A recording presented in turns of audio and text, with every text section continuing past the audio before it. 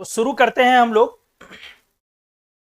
Hydrogen bond और chemical bonding के साथ साथ पी ब्लॉक को ऐड करते हुए चल रहे। हमने स्पष्ट बोला था आपसे कि ये स्ट्रक्चरल इनऑर्गेनिक है, यहां पर केमिकल बॉन्डिंग का एरिया 40% से भी कम है और बाकी पी ब्लॉक के एप्लीकेशंस है। मतलब आप पी ब्लॉक पढ़ रहे हैं डायरेक्टली इनडायरेक्टली बॉन्डिंग के साथ, एस और पी दोनों। तो हाइड्रोजन बॉन्ड एस ब्लॉक में तो आपको मिलेगा नहीं, पी ब्लॉक में ही मिलेगा। हमने पिछले लेक्चर में आपको एक्सप्लेन किया था कि मॉलिक्यूलर फोर्सेज और कुछ क्वेश्चंस भी उस पर करवाए थे, रिसेंट के जेई मेन के नीट के आए हुए क्वेश्चंस, हमने वो भी डिस्कस किया था आपसे। और molecular forces, interaction energy, dipole ions, induced dipole, थोड़ा सा डाइपोल मोमेंट और केमिकल बॉन्डिंग का classification, strong bond, weak bond, metallic bond कहां क्या है, ये सब चीजें हम लोगों ने डिस्कस करी। अब स्टार्ट करते हैं हाइड्रोजन बॉन्ड। हाइड्रोजन बॉन्ड एक तरह का एक kind of dipole dipole interaction, अच्छे से देखेंगे a kind of strong dipole dipole interaction, strong dipole dipole interaction. सही है, डाइपोल डाइपोल इंटरेक्शन है स्ट्रॉन्ग वाला, which involves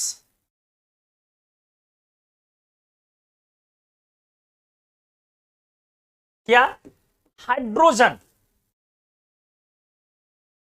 as positive dipole in such a way that कुछ इस तरह से कि हमारा ये जो इंटरेक्शन है, ये हाइड्रोजन पॉजिटिव डाइपोल इस तरह से कि हमारा ये जो इंटरेक्शन है, ये वाला energy of interaction overcomes 10 kilojoule पर मोल। सही है, अच्छे से देखेंगे। हमने बोला hydrogen bond strong dipole dipole interaction, हालांकि आप ब्रैकेट में लिख सकते हैं समटाइम्स आयन डाइपोल 2, कभी कभी हाइड्रोजन बॉन्ड आयन डाइपोल भी होता है, समटाइम्स आयन डाइपोल 2, कभी कभी ये आयन डाइपोल भी हो सकता है, ठीक है। लेकिन यूजुअली डेफिनेशन में हम लोग इसको डाइपोल डाइपोल ही बोलते हैं। तो हाइड्रोजन बॉन्ड एक स्ट्रॉन्ग डाइपोल डाइपोल इंटरेक्शन है, कुछ इस तरह से कि हाइड्रोजन उसमें पॉजिटिव डाइपोल के रूप में इस्तेमाल होता है और इस तरह से इस्तेमाल होता है कि ये जो कूलम्बिक इंटरेक्शन है, इसका इंटरेक्शन एनर्जी 10 किलोजूल पर मोल को पार कर जाए। आप इसको वेंडरवाल फोर्स बोल सकते हैं, डाइपोल डाइपोल बोलते हैं तब यदि ये इंटरेक्शन एनर्जी 10 किलोजूल पर मोल के नीचे जाए। तो 10 किलोजूल पर मोल के ऊपर आने में अब हमें करना क्या पड़ेगा, ध्यान से देखें, कुछ अरेंजमेंट्स क्रिएट करने होंगे। एक्स को हाई इलेक्ट्रोनेगेटिव एलिमेंट करना होगा, एक्स को क्या करना होगा, हाई इलेक्ट्रोनेगेटिव एलिमेंट और ग्रुप। क्या करना होगा, एक्स को हाई इलेक्ट्रोनेगेटिव एलिमेंट और ग्रुप, ताकि एक्स जब इस कोवैलेंटली बॉन्डेड इलेक्ट्रॉन डेंसिटी को अपने तरफ खींचे तो डेल्टा प्लस का मैग्नीट्यूड हाई हो, क्योंकि energy of interaction product of charge होता है, आपको हमने पढ़ाया। Energy of interaction directly proportional होता है प्रोडक्ट ऑफ चार्ज के और डायरेक्टली इनवर्सली प्रोपोर्शनल होता है इंटरन्यूक्लियर डिस्टेंस के। तो प्रोडक्ट ऑफ चार्ज ज्यादा होगा तभी एनर्जी ऑफ इंटरेक्शन ज्यादा होगी। तो चार्ज कहां से ज्यादा आएगा, एच पर और वाई पर, जब x more and more electronegative element होते जाएगा। तो x should be high electronegative element और ग्रुप, लाइक सामान्य तौर पे देखा जाता है कि कितना हाई होना चाहिए, तो इलेक्ट्रोनेगेटिविटी वैल्यू 3 या 3 से ऊपर, नाइट्रोजन क्लोरीन 3.0, ऑक्सीजन 3.5, सही है, फ्लोरीन 4.0, sp कार्बन 3.25, समझ रहे हैं। CN ग्रुप बहुत हाई इलेक्ट्रोनेगेटिव एलिमेंट ग्रुप होता है, फ्लोराइड से फ्लोरीन से ज्यादा इसका आप -I इफेक्ट कंसीडर करते हैं। CN ग्रुप, अजाइड ग्रुप वगैरह वगैरह। कहने का क्या मतलब है, हमारा X एक हाई इलेक्ट्रोनेगेटिव एलिमेंट और ग्रुप होना चाहिए। अच्छा सोचिए एक बार फिर से, सोचिए अच्छे से, क्यों बेटा X अपना हाई इलेक्ट्रोनेगेटिव एलिमेंट और ग्रुप होना चाहिए? क्योंकि सर X हाई होगा तभी तो इस शेयर्ड इलेक्ट्रॉन को अपनी तरफ खींचते जाएगा और H पर सफिशिएंट पॉजिटिव चार्ज आएगा। सर जितना पॉजिटिव चार्ज और नेगेटिव चार्ज ज्यादा होता है उतना ही प्रोडक्ट ऑफ चार्ज ज्यादा होता है, और सर जितना प्रोडक्ट ऑफ चार्ज ज्यादा होगा उतना इंटरेक्शन एनर्जी बढ़ेगा, और उम्मीद बढ़ेगी कि interaction energy 10 kilo joule per मोल को पार कर जाए। 10 को पार करके जितना आगे जाए, बस उससे पीछे नहीं रहे, उससे आगे जाए। तो अगर interaction energy 10 kilo joule per मोल के आगे चला जाता है, तब हम इसी इंटरेक्शन को, अगर हाइड्रोजन है उसमें, तो हाइड्रोजन बॉन्ड बोलते हैं। तो बहुत सिंपल सी बात है, हमने यहां हाई इलेक्ट्रोनेगेटिव एलिमेंट लिया, उसके पीछे का लॉजिक दिया। अब आइए वाई, 10 किलो जूल पर मोल लाने के लिए ही सारे नखड़े दिखाए जा रहे हैं कि Y को भी हाई इलेक्ट्रोनेगेटिव लाना है, लेकिन Y को थोड़ा छोटा साइज का लाना है, small sized high electronegative atom और ग्रुप। लेकिन इसके साथ एक शर्त हमने लगाया है। क्या शर्त लगाया है? उस शर्त को देखें। शर्त है स्मॉल साइज्ड। हाई इलेक्ट्रोनेगेटिव यहां भी है, लेकिन एक शर्त है, यहां साइज छोटा होना चाहिए। यहां साइज के लिए हमने रेस्ट्रिक्शन नहीं डाला है। वजह क्या है? अगर यह साइज में बड़ा हो गया तो यहां से यहां की दूरी ज्यादा हो जाएगी, और energy of interaction inversely proportional है आर का। अगर डिस्टेंस हो गया ज्यादा तो एनर्जी ऑफ इंटरेक्शन कम हो जाएगी, और हो सकता है कि 10 किलो जूल पर मोल को वो नीचे चले जाए। तो सारे नखरे सिर्फ इसी बात के लिए है कि हमारे 10 किलो जूल पर मोल के ऊपर जाए। क्या? Interaction energy. अच्छे से आइए, इसीलिए अपना Y क्या हो जाएगा? Y होगा नाइट्रोजन, ऑक्सीजन, क्लोरीन, समझ रहे हैं, sp कार्बन वगैरह वगैरह। बट यूजुअली क्लोरीन नॉट, लेकिन सामान्य तौर पर क्लोरीन नहीं होगा। समझ रहे हैं ना? क्यों? क्योंकि क्लोरीन का साइज बड़ा है। सर आपने क्या बोला, फिर से समझाओ।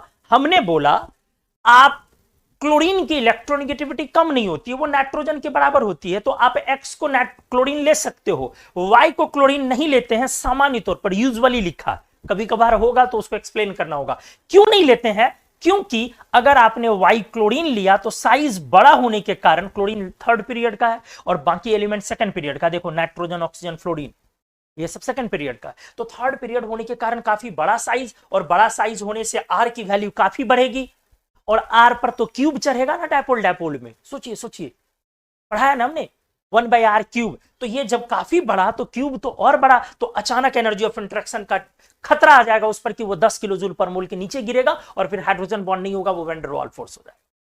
तो सारी चीजें बस किस चीज के लिए है? कि किसी तरह भैया अपना 10 किलो जूल पर मोल के तो ऊपर चला आ जाए। ठीक है, अच्छे से देखिए। आता हूं नेक्स्ट पेज। जो डाउट होगा तुरंत पूछना आप लोग, ध्यान से देखिए अच्छे से। तो आप यहां पर एक एग्जाम्पल के तौर पे, हमने पिछले दिन लिया था HCl HCl इंट्रैक्शन, और इसी एग्जाम्पल को फिर लेके एक बार दिखाता हूं। Ammonia ammonia interaction, NH3 NH3 interaction फिर से ले रहा हूं, आज और अच्छे से समझ में आएगा। इसमें नाइट्रोजन है, सही है,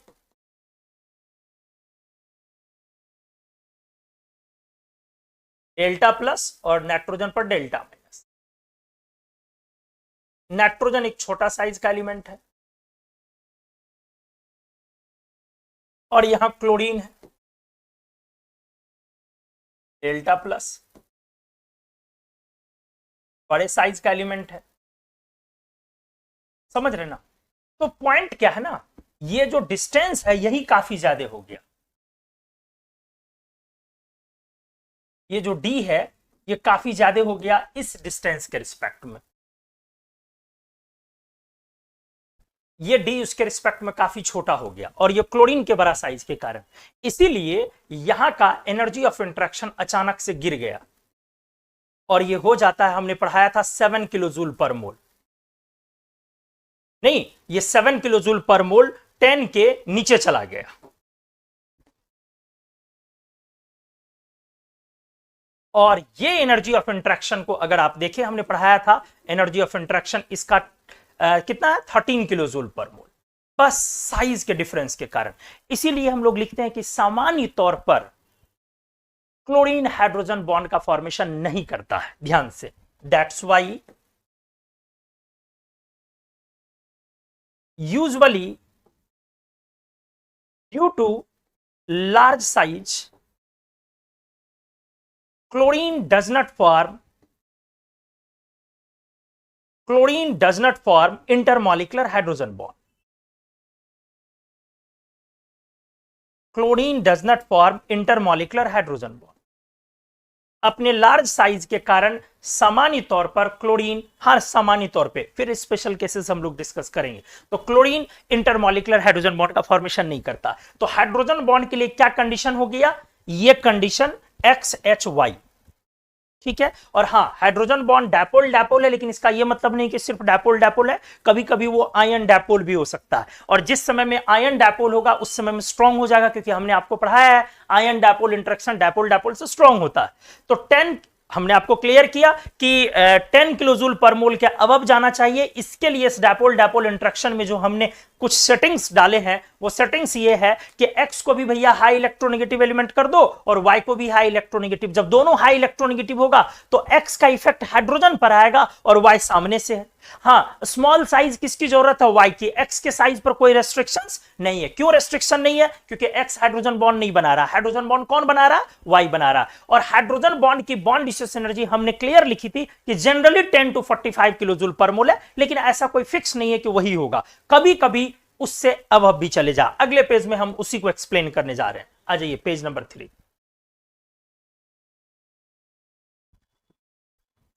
generally hydrogen bond strength ranges in between of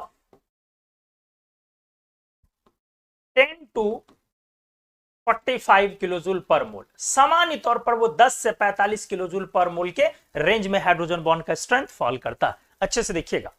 लेकिन हां, it can never fall below 10 kilo joule per mole, but sometimes it may exceed किसको, 45 किलो जूल पर मोल। कभी कभी ये 45 किलो जूल पर मोल को एक्सीड कर सकता है। जरा आइए समझाते हैं हम आपको, अच्छे से देखिएगा।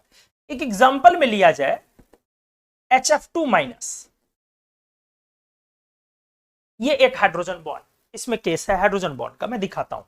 F- और HF, एक्चुअली इसके बनने की कहानी यह है कि पोटेशियम मेटल पर जब आप HF लिक्विड डालेंगे, तो आपने पढ़ा होगा मेटल पर एसिड डालो तो क्या बन जाएगा, KF solid plus hydrogen gas, आपने सुना होगा, ठीक है। लेकिन जैसे ही KF बनता है, ये KF दोबारा HF में डिसॉल्व हो जाता है। फिर से रिपीट कर रहा हूं, एसिड क्या करता है, अगर आप एक्टिव मेटल, बहुत रिएक्टिव मेटल लेते हैं तो एसिड से उसका हाइड्रोजन डिस्प्लेस करता, आपने पढ़ा होगा, बैलेंस नहीं किया मैंने। अब अगर वो पोटेशियम फ्लोराइड, तो HF में ये टेंडेंसी होती है कि वो दोबारा से KF के साथ कंबाइन होकर एक नया कंपाउंड बनाता है, KHF2। IIT ने सबसे पहले 96 में पूछा था, उसके बाद ढेर सारे कंपटीशन ने लिखा था KHF2 एग्जिस्ट करता बट KHCl2 नहीं करता, इसके पीछे का कारण क्या। तो अच्छे से आ जाए, ये जो KHF2 है ये लिक्विड बन गया। तो एक्चुअली KHF2 में कहानी क्या है, पूछता है कि इसमें कौन कौन से बॉन्ड है। तो पहले KH प्लस HF2- है, तो ये कौन सा बॉन्ड है, आयोनिक बॉन्ड है, आपको पता चल रहा होगा, कैटायन एनायन है इसमें। तो पूछेगा आपको KHF2 में कौन कौन सा बॉन्ड है, क्वेश्चन आएगा ऐसा। तो पहले हमने क्या बोला कि K+ है और HF2- है। आगे देखिए, इस HF2- के अंदर क्या है, ध्यान से, F- और HF के बीच का हाइड्रोजन बॉन्ड है। क्या समझ में आया, F- और HF के बीच हाइड्रोजन बॉन्ड है। देखिए, Δ- Δ+, ये वाला इंटरेक्शन को आप गौर से गौर करें, ध्यान दे। पहला पॉइंट है, ये इंटरेक्शन आयन डायपोल है, आयन डायपोल इंटरेक्शन। दूसरा पॉइंट है ये इंटरेक्शन हाइड्रोजन बॉन्ड है। तीसरा पॉइंट है इस इंटरेक्शन का bond energy 161.5 kilo joule per मोल है। हालांकि कुछ बुक्स इसको 176 भी लिखता है, हाँ कुछ बुक्स इसको 176 भी लिखता है, लेकिन विकिपीडिया आपका 161 लिखता है और बहुत सारे स्टैंडर्ड बुक्स 161 भी लिखते हैं। ये आप इस वैल्यू को देखिए, ये एक्सेप्शनली लार्ज है, ये एक्सेप्शनली लार्ज है, समझ रहे हैं। एच बॉन्ड स्ट्रेंथ इतना आपने कहां एक्सपेक्ट किया था। हम लोगों ने हाइड्रोजन बॉन्ड की बॉन्ड डिस्ट्रीब्यूशन एनर्जी सामान्य तौर पे 10 to 45 किलो जूल पर मोल हमने डिफाइन करा है, यहां पर एक्सेप्शनली 161। आप समझ रहे हैं इसकी स्ट्रेंथ कितनी ज्यादा है। मैं अगले पेज में आपको अच्छे से समझा रहा हूं, बस वीडियो पर आपको बने रहना ध्यान से। हमने बोला कि आप ये जो F माइनस और HF के बीच का स्ट्रेंथ है, ध्यान से देखिएगा, ये 113 पिकोमीटर है, पॉइंट वाइज आते जाए, और ये भी 113 पिकोमीटर। मतलब हाइड्रोजन बॉन्ड और कोवेलेंट बॉन्ड का लंबाई यहां बराबर है, लेकिन सामान्य तौर पे ऐसा तो नहीं होता है। H बॉन्ड वीक बॉन्ड है, उसकी लंबाई बड़ी होती है, लेकिन यहां पर बराबर है। और ये 161.5 किलो जूल पर मोल, और ये वाला भी स्ट्रेंथ 161.5 किलो जूल पर मोल। कुछ समझ में आया?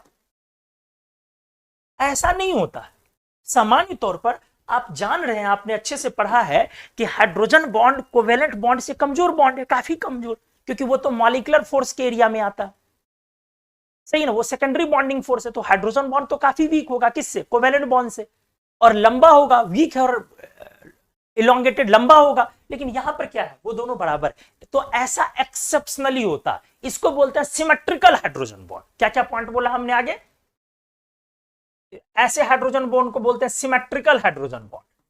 कब बोलते हैं सिमेट्रिकल हाइड्रोजन बॉन्ड, जब आपका हाइड्रोजन बॉन्ड और कोवेलेंट बॉन्ड वहां पर क्या हो जाए, एक तरह का। तो हमने क्या क्या पॉइंट यहां लिखा, हमने लिखा ये आयन डायपोल भी है, हाइड्रोजन बॉन्ड भी है, बॉन्ड स्ट्रेंथ हमने दिखाया जो एक्सेप्शनली लार्ज है, हमने आपको बताया कि सिमेट्रिकल हाइड्रोजन बॉन्ड है, हमने आपको दिखाया कि ये इसकी जो बॉन्ड डिस्ट्रीब्यूशन एनर्जी है वो काफी ज्यादा है, किससे, 45 किलो जूल पर मोल से। इवन यहां तक कि ये जो H बॉन्ड स्ट्रेंथ है, इसकी आप समझ रहे हैं स्ट्रेंथ ज्यादा है किससे, फ्लोरीन के bond distribution energy of F2 covalent. Covalent bond याद करें हमने पढ़ाया था 156 किलो जूल पर मोल, उससे भी इनफैक्ट ज्यादा। तो सोचिए कोवेलेंट बॉन्ड का रेंज होता है 250 से 450, हमने पिछले लेक्चर में किया है 200 to 450। हमने फिर भी बोला था कि कोई कोई कोवेलेंट 200 के नीचे भी चला जाता है जिसमें एक फ्लोरीन है। अब देखिए उस कोवेलेंट बॉन्ड से स्ट्रांग है ये हाइड्रोजन बॉन्ड। तो कभी कभी ऐसी चीजें होती हैं, कभी कभी ऐसी चीजें होती हैं। ये जो हाइड्रोजन बॉन्ड है एक्चुअली ये सिमेट्रिकल हाइड्रोजन बॉन्ड का केस है। तो मैं आगे हाइड्रोजन बॉन्ड को दो तरह से बांटूंगा, ध्यान से। मैं आगे हाइड्रोजन बॉन्ड को दो तरीके से बांटने जा रहा हूं।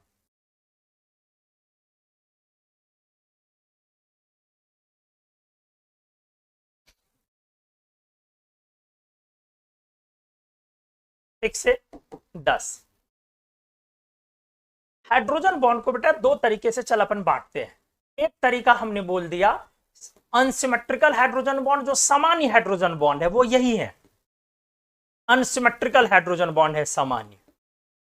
और दूसरा हमने बांट दिया सिमेट्रिकल हाइड्रोजन बॉन्ड, अनसिमेट्रिकल और सिमेट्रिकल हाइड्रोजन बॉन्ड। अब यह अनसिमेट्रिकल क्या है समझते जाओ, बहुत सिंपल है। अनसिमेट्रिकल XHY, ये अगर D1 लंबाई है बॉन्ड लेंथ और ये D2 है, तो जाहिर सी बात है कि D1 कोवेलेंट बॉन्ड छोटा होगा और हाइड्रोजन बॉन्ड बड़ा होगा। और अगर इसकी बॉन्ड एनर्जी E1 है, इसकी E2 है, तो जाहिर सी बात है कोवेलेंट बॉन्ड की बॉन्ड एनर्जी काफी ज्यादा होगी हाइड्रोजन बॉन्ड से। लेकिन यही चीज अगर आपका सिमेट्रिकल हो गया ना, तो ये दोनों चीजें बराबर हो जाएंगी। मतलब आप ये बोलेंगे कि सर ये D1 और D2 बराबर होगा, एग्जैक्टली यही होगा। अगर आपका सिमेट्रिकल हो गया, सर E1 E2 बराबर होगा, एग्जैक्टली। सर ये सुनने में अजीब लग रहा है, बिल्कुल, केमिस्ट्री तो अजीबोगरीब चीज है ही, अजीब अजीब चीजें इसमें होती ही रहती है। जो आप नहीं जानते इसका ये मतलब थोड़ी ना कि वो होता नहीं है। जंग मोहब्बत और इनऑर्गेनिक में सब जायज है दोस्तों, हर कुछ हो सकता है। तो आप सिमेट्रिकल हाइड्रोजन बॉन्ड का जो केस है वहां पर क्या होता है, आपके कोवेलेंट बॉन्ड और आपके पी ब्लॉक में आप आ गए, आपने स्टार्ट किया केमिकल बॉन्ड। यही खूबसूरती है इनऑर्गेनिक की। इनऑर्गेनिक को अगर इस तरीके से पढ़ोगे ना मजा भी आएगा और क्वेश्चन कब निकल जाएगा आपको पता नहीं चलेगा। हमने स्टार्ट किया केमिकल बॉन्ड, आज हाइड्रोजन बॉन्ड। पहला पेज अपना ट्रूली डेडिकेटेड था हाइड्रोजन बॉन्ड को, फर्स्ट पेज ट्रूली डेडिकेटेड था केमिकल बॉन्डिंग को। सेकंड पेज केमिकल बॉन्डिंग को डेडिकेटेड था, पी ब्लॉक की एंट्री हो गई, बॉन्डिंग और पी ब्लॉक दोनों। थर्ड पेज पूरे के पूरे पी ब्लॉक पे चले गए। फोर्थ पेज पूरे के पूरे पी ब्लॉक पे चले गए। वापस फोर्थ पेज का आखिरी सेकंड हिस्सा, फिर वापस से हम लोग केमिकल बॉन्डिंग की तरफ जाना स्टार्ट कर रहे हैं। तो इनऑर्गेनिक को अगर ऐसे आप करेंगे ना, ऐसे पढ़ने का तरीका अगर बनाएंगे तो आप पर इनऑर्गेनिक कभी बोझ नहीं आएगी, इनऑर्गेनिक सीखने में मजा आएगा।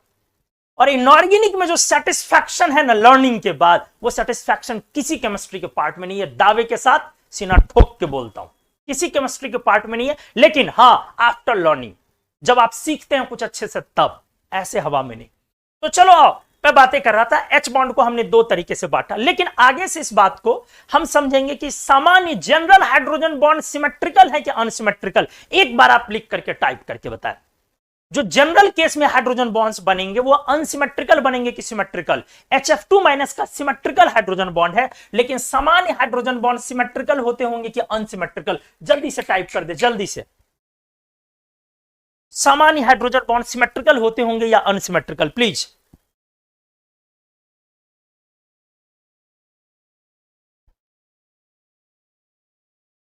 सामान्य हाइड्रोजन बॉन्ड सिमेट्रिकल होते होंगे कि अनसिमेट्रिकल। वेरी गुड, आते जाए, बहुत बढ़िया जवाब, आते जाए सभी लोग। Unsymmetrical, unsymmetrical. और अभी आए जिनके मन में जो आ रहा है, ऐसा नहीं कि बाकी लोग अगर लिख रहे हैं अनसिमेट्रिकल तो आपने भी अनसिमेट्रिकल लिखना। आपको सिमेट्रिकल लिखता है तो आप वही लिखेंगे। General hydrogen bond unsymmetrical, very good very good very good. और बाकी लोग भी आते जाए प्लीज। Unsymmetrical, very good. आ जाइए और भी लोग जो भी हैं। क्या आप समझ रहे नहीं समझ रहे, एकदम तुरंत बताते चले जाना। जनरल हाइड्रोजन बॉन्ड जो होंगे वो जनरली सिमेट्रिकल होते होंगे या अनसिमेट्रिकल? अनसिमेट्रिकल। बहुत अच्छा, एकदम सही बात है, क्योंकि हाइड्रोजन बॉन्ड कोवेलेंट बॉन्ड के जैसा स्ट्रांग नहीं हो सकता। उसकी एक जनरल रेंज है 10 to 45। कुछ एबनॉर्मल स्ट्रेंथ उसमें आ जाए, नहीं सिमेट्रिकल नहीं, अनसिमेट्रिकल। आपको सिमेट्रिकल लगा, मैं आपका कंफ्यूजन निकिता दूर करता हूं, आ जाओ। देखिए, हाइड्रोजन बॉन्ड कुछ भी है, एच बॉन्ड कुछ भी है, ये आपका वीक मॉलिक्यूलर फोर्स है, जिसके बॉन्ड मजबूती, बॉन्ड स्ट्रेंथ का रेंज काफी पुअर है, कम है, लो है। Covalent bond 200 to 45 single covalent bond होते हैं, और एच बॉन्ड या van der Waals forces 45-50 kilo joule per मोल के नीचे हो जाते हैं। इसीलिए ये वाला लेंथ हमेशा बड़ा होगा, वीक फोर्स है, और ये लेंथ हमेशा छोटा होगा। ठीक है, तो ऐसा किस में है? अनसिमेट्रिकल में।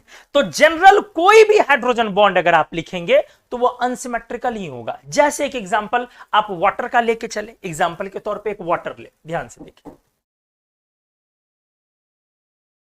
अगर आप H2O लेते हैं, अगले पेज में चलता हूं,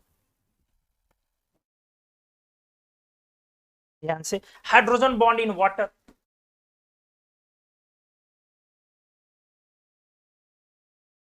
वाटर लिक्विड। अच्छे से निकिता आपने लिखा सिमेट्रिकल, तो मैं वही क्लियर करो बस आपके लिए। ऐसे यही एक सही चीज होती है लाइव क्लास में। आप जब भी लाइव अटेंड करते हैं ना, तो सामने वाले को, पढ़ाने वाले को भी ना एक मोटिवेशन होता है। अगर आपने अभी सिमेट्रिकल नहीं लिखा होता तो मैं ये एग्जांपल नहीं देता। तो डाउट भी पूछना चाहिए, डाउट अच्छी चीज है। डाउट को कौन कम वक्त बुरा कहता है यार, कि डाउट आता है मेरे को। डाउट बहुत अच्छी चीज है, सीखने को मिलता है, और सारी चीजें सिलेबस की मिलती है। देखिए, वाटर में जो हाइड्रोजन बॉन्ड होता है, डेल्टा प्लस, ढेर सारे H2 है, ऊपर नीचे हमने बना दिया,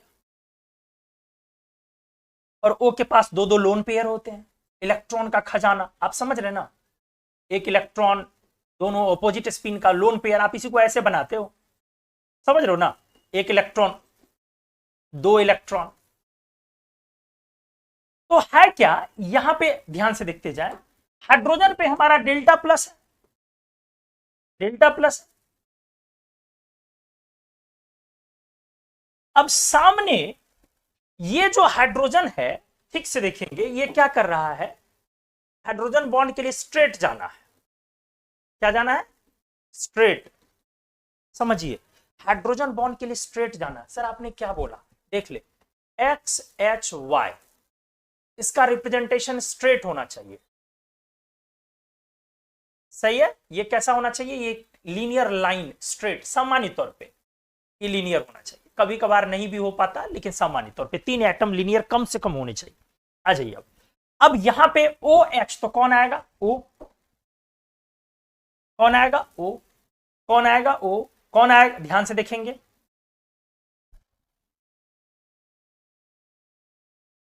आप समझ रहे हैं? अब जैसे ही ओ आया, O H H, O H H, O H H, देख रहे हैं आप कैसे हो रहा है? ये देखिए, अगले ओ में आ गया, फिर यहां से कहां जाएगा? ओ। ओ ऐसे जाएगा, तो यहां पे अब कौन आएगा दोस्त? एच ओ, दो लोन पेयर से कनेक्ट हो गया। आप समझ रहे हैं ना? ओ एक लोन पेयर से इधर कनेक्ट हुआ और एक लोन पेयर से इधर कनेक्ट हुआ। यही चीज यहां भी लोन पेयर से कनेक्ट हुआ था, यहां भी लोन पेयर से कनेक्ट हुआ। आप समझ पा रहे हैं? इधर लोन पेयर से कनेक्ट हुआ, फिर इधर एक आ जाएगा। तो इस तरह से हमारा यह एच बॉन्ड आते जाएगा। हुआ। ये हमारा एक स्ट्रक्चर होता है, ओपन केज लाइक स्ट्रक्चर, इसको बोलते हैं वाटर का।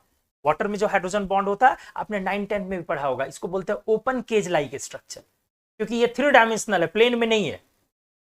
और इसका स्ट्रक्चर पूछा जाता है वाटर में हाइड्रोजन बॉन्ड का, open cage like structure. Anyways, आप इसी को कुल मिला के ऐसे बनाते हैं। शॉर्ट में जो बिना रिप्रेजेंटेशन के बना रहे हैं वो ऐसे बना देंगे। ये है। अब जो यहां पर दो बातें हैं, एक D1 D2। D1 ये है 99 पिकोमीटर और D2 ये है 177 पिकोमीटर। आप समझ रहे हैं? ये है 99 पिकोमीटर और वो है 177 पिकोमीटर। अब बॉन्ड एनर्जी की भी बात कर ले, ये है वाटर में 32 नहीं था 21, ये है 21 किलोजूल पर मोल एच बॉन्ड का स्ट्रेंथ, और ओ एच बॉन्ड का स्ट्रेंथ होता है अप्रोक्सीमेटली 500। अप्रोक्स में चल रहा हूं, 500 किलोजूल। समझ पा रहे मेरी बातों को? तो आपने क्या देखा? D1 मतलब कोवेलेंट बॉन्ड, ये अगर हमने लिखा D1 और ये हमने लिखा D2, ये हमने लिखा E1, ये लिखा E2, तो आपने क्या देखा निकिता? D1 काफी छोटा है और D2 काफी बड़ा है, और E1 बॉन्ड एनर्जी पहला काफी ज्यादा है। आपको अब समझ में आया या नहीं? प्लीज बताएं। अनसिमेट्रिकल हुआ। अनसिमेट्रिकल कब बोलते हैं? जब हमारा ये दोनों चीज बराबर ना हो, और ये बराबर नहीं हो सकता। ये बहुत रेयर केस होगा जब ये बराबर होगा, जो केस हमने HF2 माइनस में पूछा है, दिखाया आपको कि यहां पर एबनॉर्मली बराबर हो गया। तो HF2 माइनस में बहुत तरह की चीजें हुई। तो क्या आपको निकिता समझ में आया, हाँ या ना? एक बार आप अपनी चीजों को कंफर्म कर दे मेरे को। डाउट है तो अभी भी मैं बताऊंगा, अच्छे से बताऊंगा। अब इस तरह से एक बार कंफर्म करें, टाइप करें जल्दी से।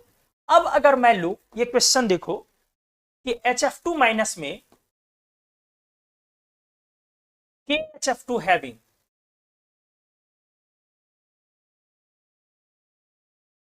KHF2 हैविंग क्या सब हो सकता है? पहला आयोनिक बॉन्ड, दूसरा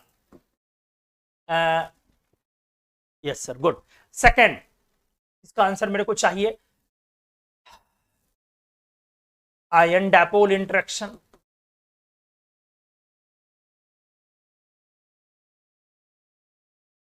तीसरा hydrogen bond,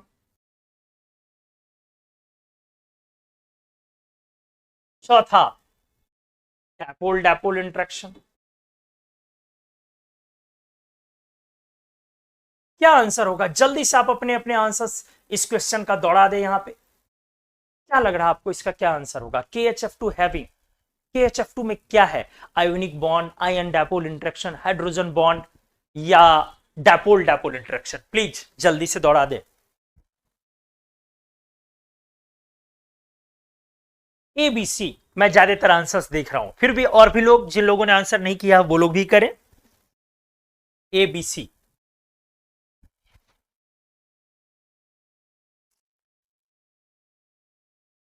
KHF2 having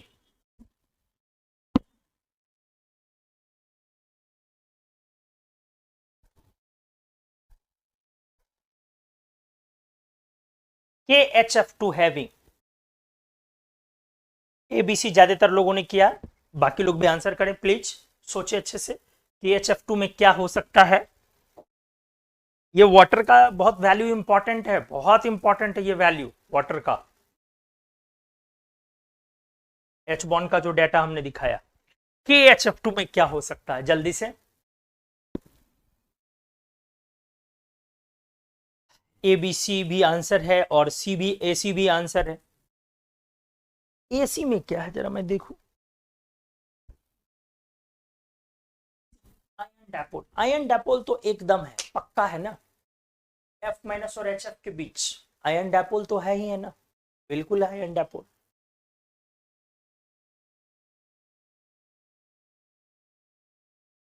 ion dipole तो पक्का है।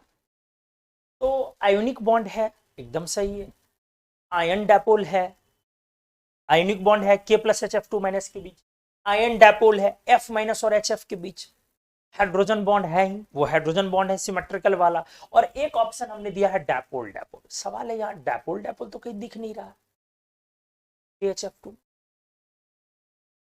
KHF2 में कहीं डापोल डापोल तो दिख नहीं रहा।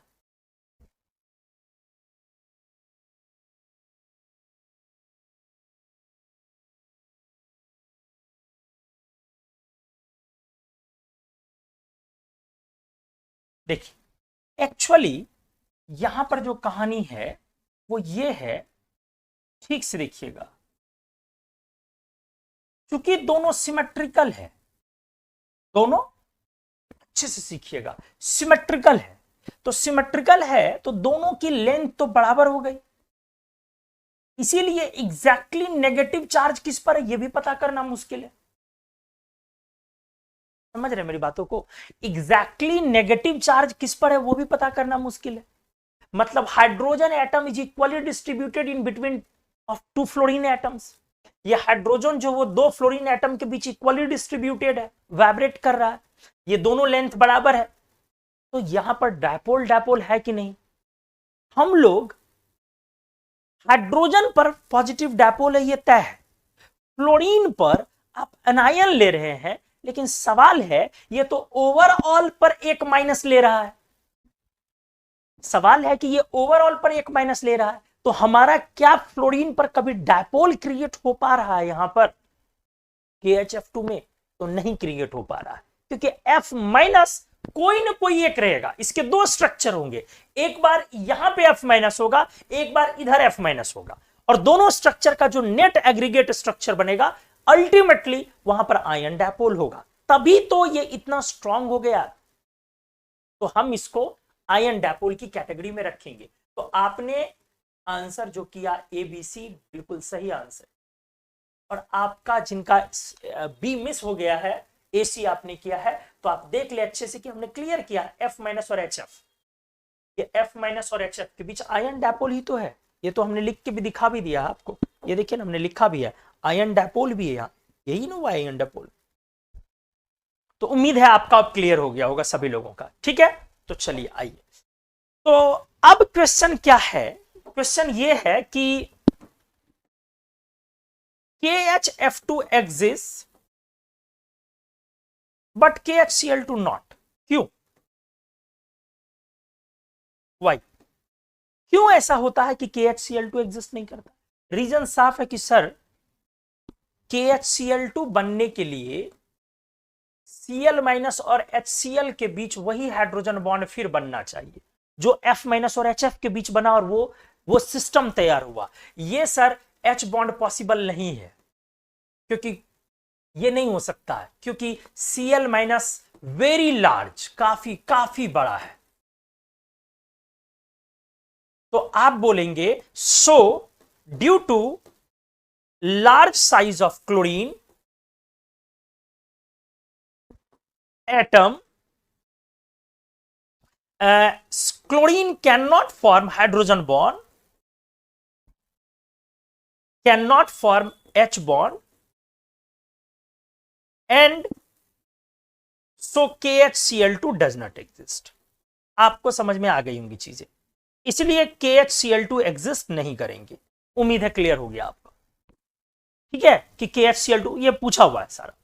तो चलिए H बॉन्ड के एक बेसिक डेफिनेशन को हमने पहले क्लियर किया कि XHY एक बेसिक चीज है जहां पर X आपका हाइड्रोजन, X आपका हाई इलेक्ट्रोनेगेटिव एलिमेंट है, फ्लोरीन, ऑक्सीजन, नाइट्रोजन, क्लोरीन ये सब हो सकता है। Y आपका स्मॉल साइज का हाई इलेक्ट्रोनेगेटिव एलिमेंट होना चाहिए, Y हमारा लार्ज साइज का एलिमेंट नहीं होना चाहिए, ठीक है।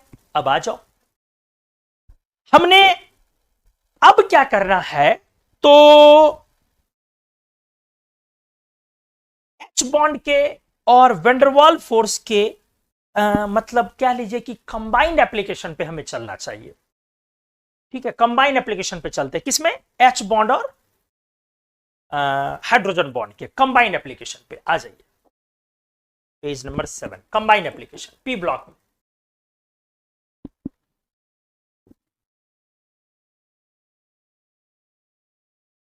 applications in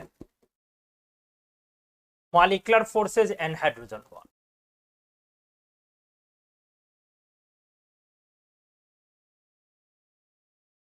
अब हम लोग कंबाइंड एप्लीकेशन पे आते हैं, ब्लॉक देखते जाइए।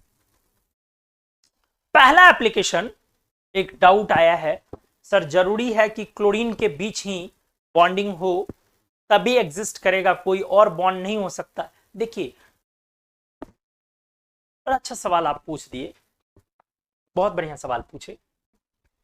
पॉइंट क्या है ना कि KHCl2 वाकई नहीं बन पाता है, तो कोई चीज बनने के लिए, किसी चीज को बनने के लिए उसका होना जरूरी है, और होने के लिए एनर्जेटिक्स जरूरी है। एनर्जेटिक्स इज डेल्टा जी का नेगेटिव होना जरूरी है, एनर्जेटिक्स इज डेल्टा जी का नेगेटिव जरूरी है। तो अगर कोई इंटरेक्शन सफिशिएंट एनर्जी रिलीज कर देता है, जैसे हम लोग बोलते हैं कि HF2 एग्जिस्ट कर रहा है, इसका मतलब F माइनस और HF के बीच का एक सफिशिएंट इंटरेक्शन एनर्जी बना, जो इंटरेक्शन एनर्जी की अगर उसमें जो कुछ भी रिपल्सिव फोर्सेस वगैरह काम कर रहे होंगे उन सबको सफिशिएंटली कॉम्पेंसेट कर दिया और डेल्टा जी नेगेटिव हो गया, एग्जिस्ट कर दिया, हमने उसको इनडायरेक्टली H बॉन्ड का नाम दे दिया, जिम्मेदारी H बॉन्ड के हवाले दे दी। ऐसा नहीं है कि Cl माइनस और HCl के बीच इंटरेक्शन नहीं हो सकता, इंटरेक्शन तो हो ही सकता है, लेकिन उस इंटरेक्शन के बाद हमारा डेल्टा जी एक्चुअली नेगेटिव नहीं हो पाता होगा। अगर कोई और फैक्टर के कारण डेल्टा जी नेगेटिव हो जाए तो हो सकता है, जैसे आपने पूछा है बड़ा अच्छा डाउट, तो मैं बोल दूं, अगर आपने पूछ दिया तो चलो मैं इसी डाउट में इस नाम पे ऐसे लिख ही दूं, KHCl2 does not exist, but application में लिख दूं बट CsHCl2 एग्जिस्ट, वाई? तो कहानी देखिए क्या है। अभी आप थोड़ी देर पहले कह रहे थे कि, अभी आप थोड़ी देर पहले क्या कह रहे थे, अच्छा समझिए, अभी हम लोग थोड़ी देर पहले क्या कह रहे थे कि भाई क्लोरीन बहुत बड़ा साइज का है, तो बड़े साइज के होने के कारण H बॉन्ड नहीं बना सकता है, तो Cl माइनस और HCl का कॉम्बिनेशन तैयार नहीं होगा, तो नहीं होगा। अब क्या है, ये एग्जिस्ट कर रहा है, मतलब एनर्जेटिक्स फेवर कर रहा है, तो एनर्जेटिक्स फेवर करने के लिए कहानी क्या है, CsHCl2 एग्जिस्ट करता है, ये नहीं कर रहा, तो कहानी क्या है, सीजियम क्लोराइड का जो क्रिस्टल है जिसमें कोऑर्डिनेशन नंबर 8:8 होता है, ठीक है, जैसे NaCl में 6:6 होता है, एल्कली मेटल हैलाइड में 6:6 होता है, लेकिन सीजियम क्लोराइड में 8 होता है। फिर से रिपीट कर रहा हूं, एल्कली मेटल के क्लोराइड में, हैलाइड में ही ले लें आप, हैलाइड में कोऑर्डिनेशन नंबर 6:6 होता है, बट सीजियम क्लोराइड में अगर आप जाए, सीजियम के क्लोराइड में, तो इसमें सीजियम का क्लोराइड, ब्रोमाइड, आयोडाइड तीनों की बात होती है, इसमें कोऑर्डिनेशन नंबर 8 होता है, लेकिन सीजियम फ्लोराइड में जाएंगे वापस, तब कोऑर्डिनेशन नंबर फिर से 6 हो जाता है, ठीक है, तो चलिए anyways, caesium chloride coordination number 8 है। तो जब आप इसमें क्या करते हैं, HCl वेपर देते हैं, तो HCl वेपर देते हैं, तो इसके क्रिस्टल में सीजियम के लार्ज कैटायन और Cl माइनस के लार्ज एनायन के बीच का जो वाइड है, समझ रहे ना, सॉरी मन्नू सर आपको गोल घेरना पड़ रहा, बीच का जो वाइड है, इस वाइड में वो एडजस्ट कर जाता है, कौन, HCl, इस वाइड में वो, इस गैप में वो अटक जाता है, समझ रहे ना।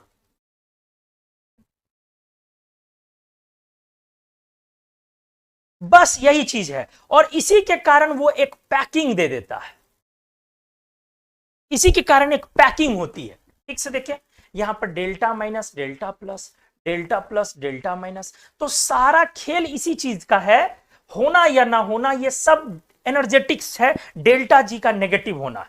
यहां पर सफिशियंट स्पेस था, इतना स्पेस था कि उसके वाइड में जाकर के जब हम लोग क्या किए, सीजियम क्लोराइड के क्रिस्टल में HCl वेपर दिए, तो उसके वाइड में जाकर के उस बीच में गैप में जाकर के अटक गया, समझ रहे ना। तो अल्टीमेटली तैयार हो गया क्या, CsHCl2 बन गया, एक नया चीज बन गया। तो यहां H बॉन्ड नहीं हुआ, यहां पर एक ion dipole, sufficient binding of CS plus Cl minus and HCl ions, HCl molecules, उनके बीच की सफिशियंट बाइंडिंग हो गई है, मतलब हमारे सीजियम क्लोराइड क्रिस्टल में HCl एकोमोडेट कर गया। भाई वो तो हमने आपको जवाब दे दिया, आपने रैंडम इतना पूछा लाइव क्लास में और हमने बता दिया, ऐसे कहीं खुलेआम क्वेश्चंस अपने ना पूछा करें, समझे, अदरवाइज पूछने वाले या तो आपको गलत बता दें या पता चलेगा कि फिर डांट वाट के चुप करवा दे। चले ठीक है, हमारी क्लास में आजादी है, पूछिए यार जितना पूछिएगा। चलिए, तो हमने क्या दिखाया, हमने आपको क्या बोला, जैसे आपका डाउट है कि सर जरूरी है कि HCl के बीच H बॉन्डिंग हो तभी एग्जिस्ट करेगा, कोई और बॉन्ड नहीं हो सकता, आपने ये क्लियर पूछा कि जरूरी है कि HCl के बीच, HCl और HCl के बीच H बॉन्ड हो तभी एग्जिस्ट करे, कोई और दूसरी बॉन्डिंग नहीं, वही मैंने एक्सप्लेन किया। H बॉन्ड वहां बोलना इसलिए जरूरी पड़ा क्योंकि H बॉन्ड एक्चुअली क्या करता है ना, एनर्जी ज्यादा रिलीज करता है, तो ज्यादा रिलीज करने से डेल्टा जी फेवरेबल हो गया डेल्टा H के कारण, तो इसलिए बन गया सिस्टम। और इन लोगों के केस में जगह नहीं था, जैसे NaHCl2 या KHCl2 एग्जिस्ट नहीं किया, तो K प्लस का उतना बड़ा साइज नहीं है कि HCl K प्लस और Cl माइनस के बीच HCl एडजस्ट कर जाए। Na प्लस का उतना बड़ा साइज नहीं है कि Na प्लस और Cl माइनस के बीच वाइड में एडजस्ट कर जाए, जिसको हम लोग क्या बोलते हैं, बिहार और यूपी में बोलते हैं अट जाना, अट जाए, हम लोग नहीं बोलते अटा रहे हैं, तो वो एडजस्ट कर जाए, एकोमोडेट कर जाए, तो उसका एकोमोडेशन पॉसिबल नहीं हुआ। लेकिन due to large size of chlorine CS plus ion, large size of Cl minus ion, और क्या, that to CsCl comes with high coordination number, with coordination number 8, तो सफिशियंट वाइड में जो सफिशियंट स्पेस है, gap है, उस gap में HCl gets accommodated easily. That's why due to ion dipole interaction this time CsHCl2 exists। मतलब यहां पर आपका जो बड़ा प्यारा सा डाउट है उसका रीजन यहां पर क्या है, कौन सा चीज है, अच्छे से देख ले, H बॉन्ड अभी भी नहीं है, तो दूसरी बॉन्डिंग जो आपने बोला ना, बड़ा प्यारा आपने चीज बोला, यहां आयन डायपोल है और इसके कारण वो एग्जिस्ट कर गया। बड़ा प्यारा क्वेश्चन आपने पूछा। क्या आप सभी लोगों को समझ में आया ये वाला एप्लीकेशन कि KHCl2 एग्जिस्ट नहीं करता है, CHCl2 करता है? क्यों? क्योंकि K प्लस की साइज उतनी बड़ी नहीं है और उसके क्रिस्टल में K प्लस और Cl माइनस आयंस के बीच HCl एडजस्ट नहीं कर पाया, लेकिन CHCl के क्रिस्टल में CS प्लस के लार्ज साइज के कारण HCl CS प्लस और Cl माइनस आयंस के बीच वाइड में एकोमोडेशन उसका इजीली हुआ। क्या सभी लोगों को यह प्यारा सा कॉन्सेप्ट समझ में आया? तो एक बार हाँ बताइए आप सभी लोग प्लीज। नहीं आया तो वो भी डाउट पूछें।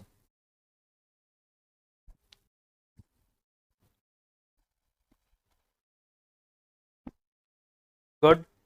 और बाकी लोग भी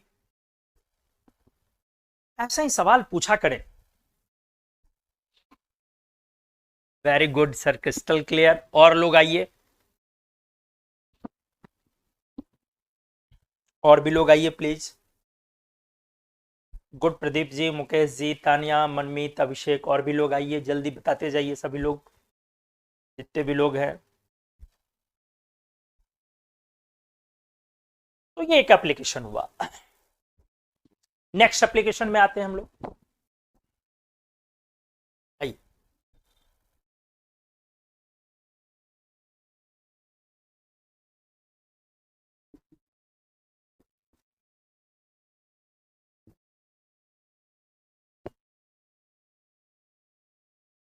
मैं कुछ इंट्रैक्शंस यहां पे लिखता हूं और आप उस इंट्रैक्शन को पहचाने कि ये कौन सा इंट्रैक्शन है, ठीक है। और तीन तीन के सेट लेते हैं हम। आप जल्दी से उन तीनों का आंसर 1 2 3 करके दें, ठीक है। 1 में क्या आया, 2 में क्या आया, 3, और एक ही बार टाइप मारे जल्दी से। जैसे देखिए, मतलब नेचर ऑफ इंट्रैक्शन हमारा ये एप्लीकेशन है।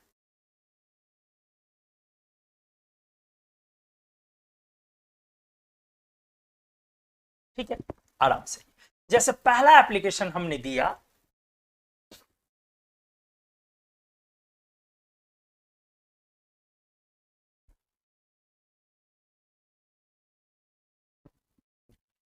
KCl and water. KCl और वाटर में इंट्रैक्शन डिस्कस करना। सेकेंड इंट्रैक्शन मैं दे रहा हूं बेंजीन एंड HCl। तीसरा इंट्रैक्शन मैं दे रहा हूं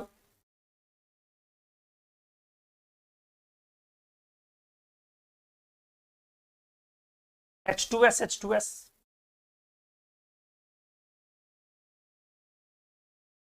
तीनों इंट्रैक्शन हमें बताएं आप कि क्या क्या आपको लग रहा है, किसमें कौन सा इंट्रैक्शन होगा, प्लीज जल्दी से।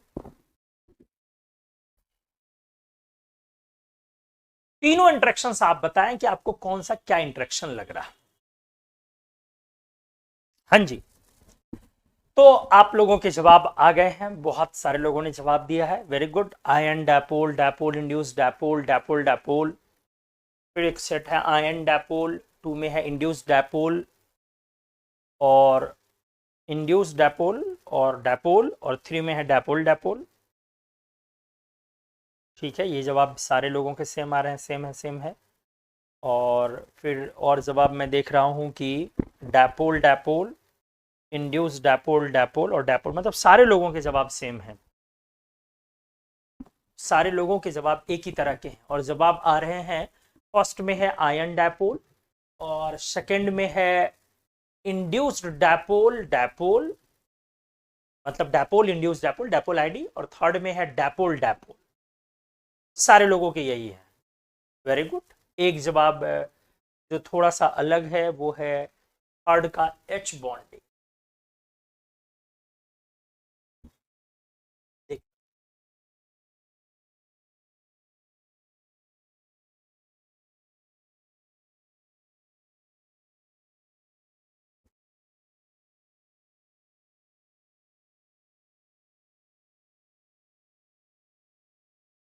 देखता हूं, चलिए आइए सॉल्व करता हूं ध्यान से।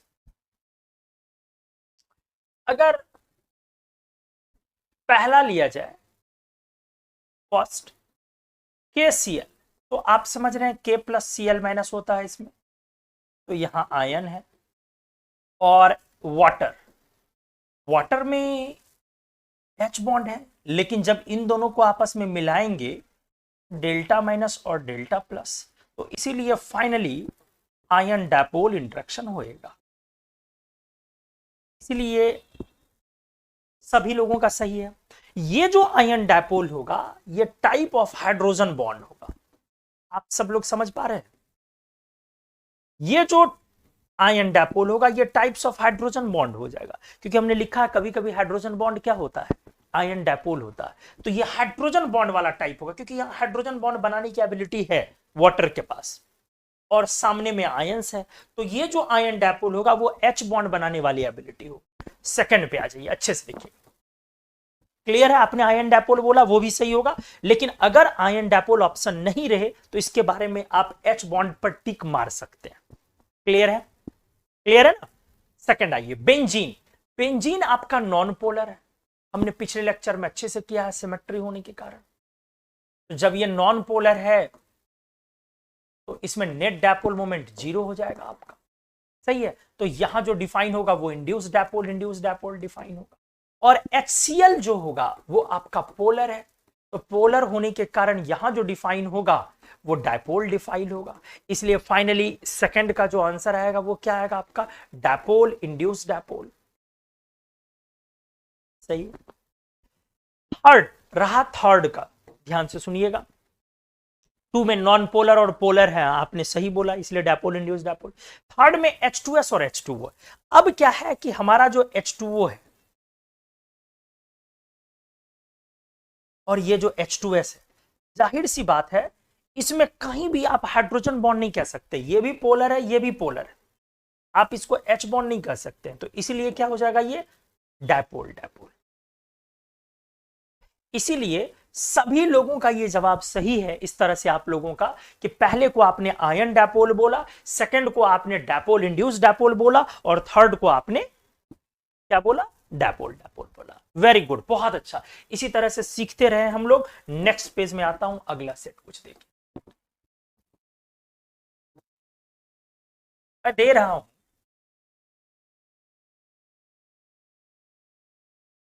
मैं एप्लीकेशन अगला डिस्कस कर रहा हूं यहां।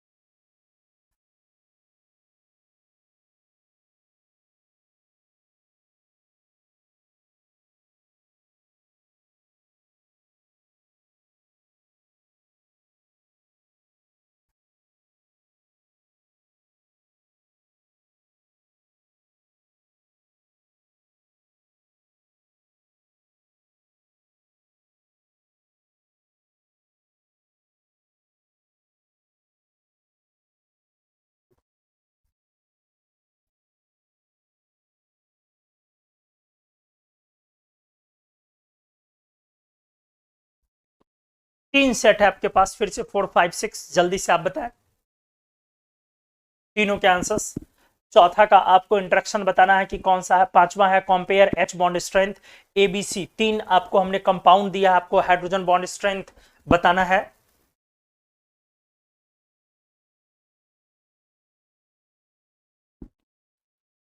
NH3 NH3, H2O H2O, और C में दिया NH3 इन वाटर। चलिए आंसर्स आप लोगों के आ रहे हैं, बहुत तेजी तेजी से आ रहे हैं।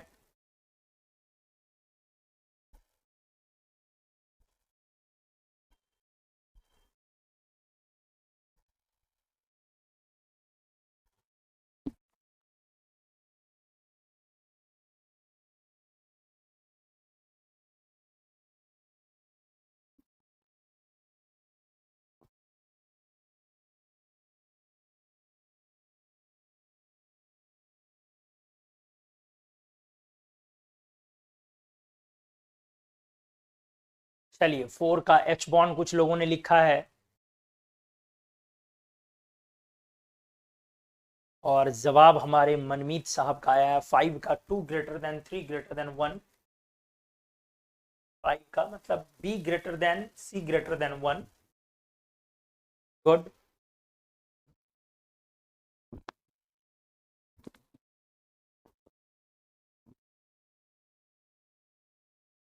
और हमारे मुकेश तमता साहब हैं, उन्होंने आंसर किया है 6 का BNC, ion dipole and hydrogen bond.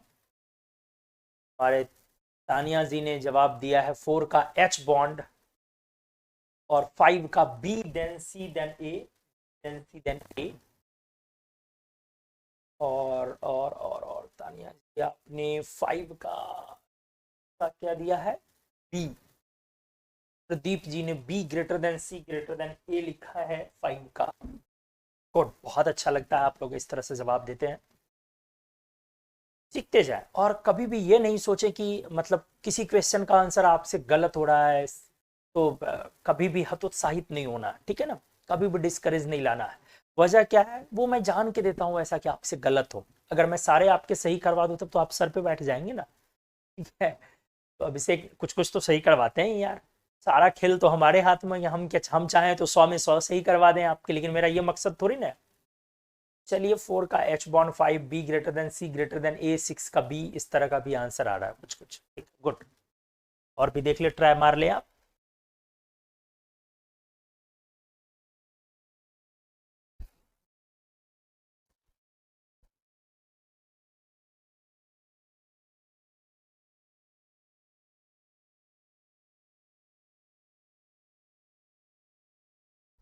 चलिए आइए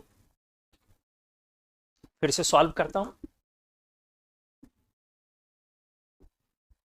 निकिता जी ने 6 का आंसर किया है B। मैं सॉल्व कर, सबसे पहला 4 नंबर है, तो 4 नंबर में क्या है, हमने दिया है HCN।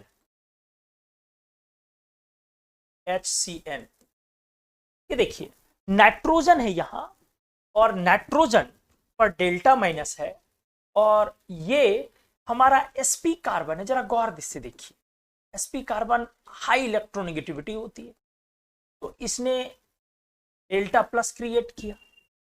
तो अब इस चीज को हम H बॉन्ड बोल सकते हैं कि नहीं, अब अच्छे से सोचना हमें। तो H बॉन्ड बोलने के लिए जो हमारी शर्तें हैं वो ये है XHY। यहां पर X कौन है, X वो होता है जो हाइड्रोजन से कोवेलेंटली अटैच, ये X है, ये यही हमारा X है। X कौन होता है, जो हाइड्रोजन से कोवेलेंटली अटैच है। तो अपना X ये है, ये जो कार्बन है आपका वो अपना X है, सही है, जो हाइड्रोजन से, और Y ये है। तो X और Y दोनों होना चाहिए हाई इलेक्ट्रोनेगेटिव, तो ये भी हाई इलेक्ट्रोनेगेटिव, वो भी हाई इलेक्ट्रोनेगेटिव। और Y को मतलब इसको, ये अपना Y है, Y को होना चाहिए क्या, small size, nitrogen small size है, तो अल्टीमेटली हम इसे हाइड्रोजन बॉन्ड बोलेंगे। अब सभी लोग सही है, इसको हाइड्रोजन बॉन्ड बोला जाएगा। क्लियर। अब आता हूं मैं 5 पे।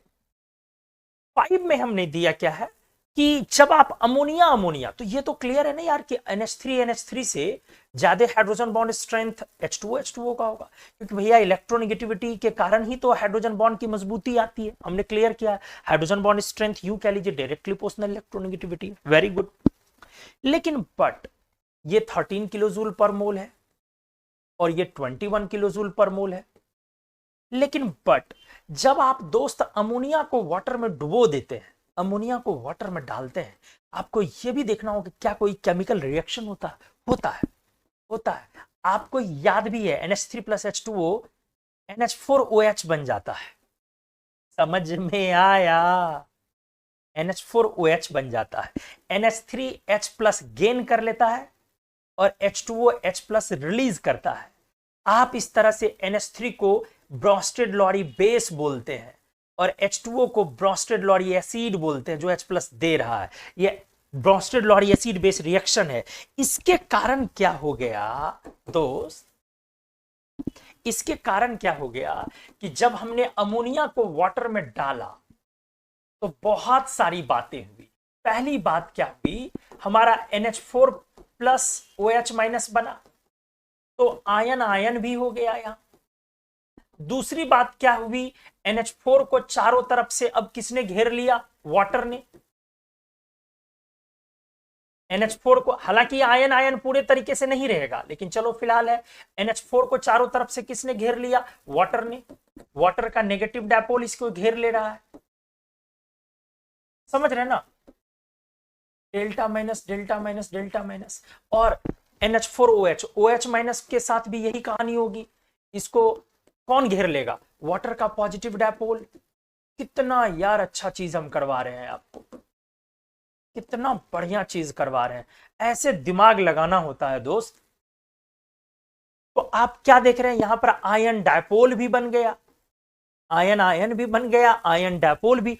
हालांकि NH4 plus OH ion ion ये बहुत ज्यादा नहीं रहेगा, वजह क्या ना, तुरंत ये वाटर इसको घेर लेगा।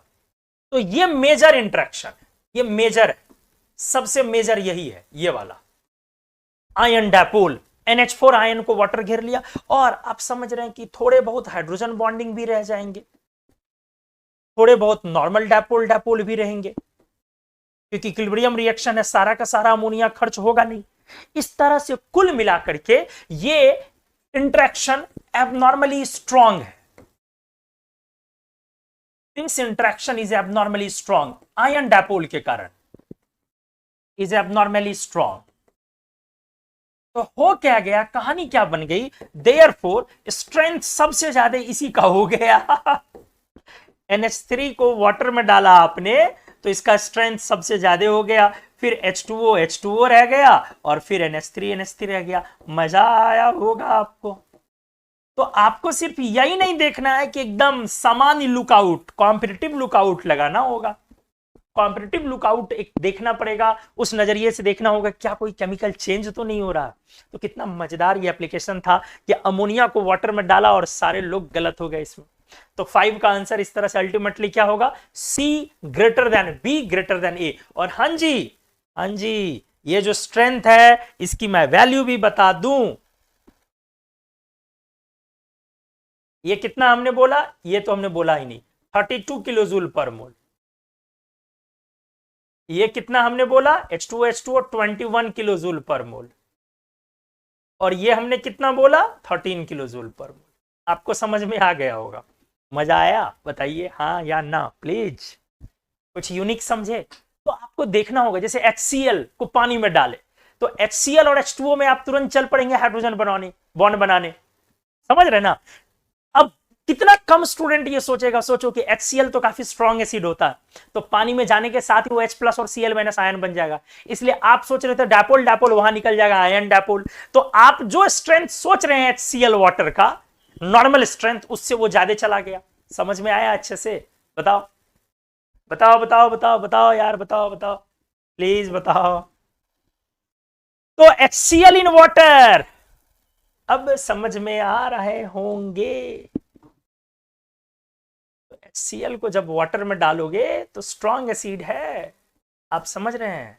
H प्लस और Cl माइनस, H प्लस को भी वाटर घेर लेगा और Cl माइनस को भी वाटर घेर लेगा। इसलिए यहां पे डायपोल डायपोल भी इंटरेक्शन होगा, आयन डायपोल भी इंटरेक्शन होगा, और हाइड्रोजन बॉन्ड, हाँ आईडी नहीं होगा।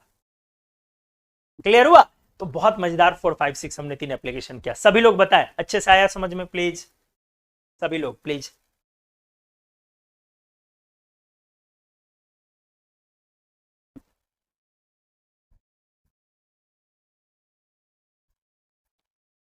सभी लोग प्लीज।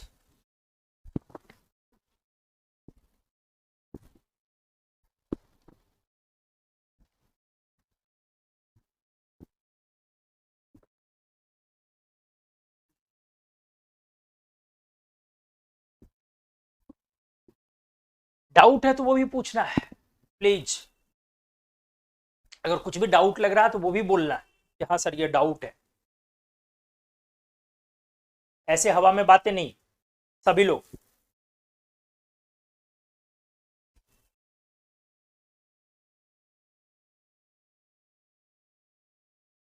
गुड। और भी लोग, और भी लोग आते जाइए।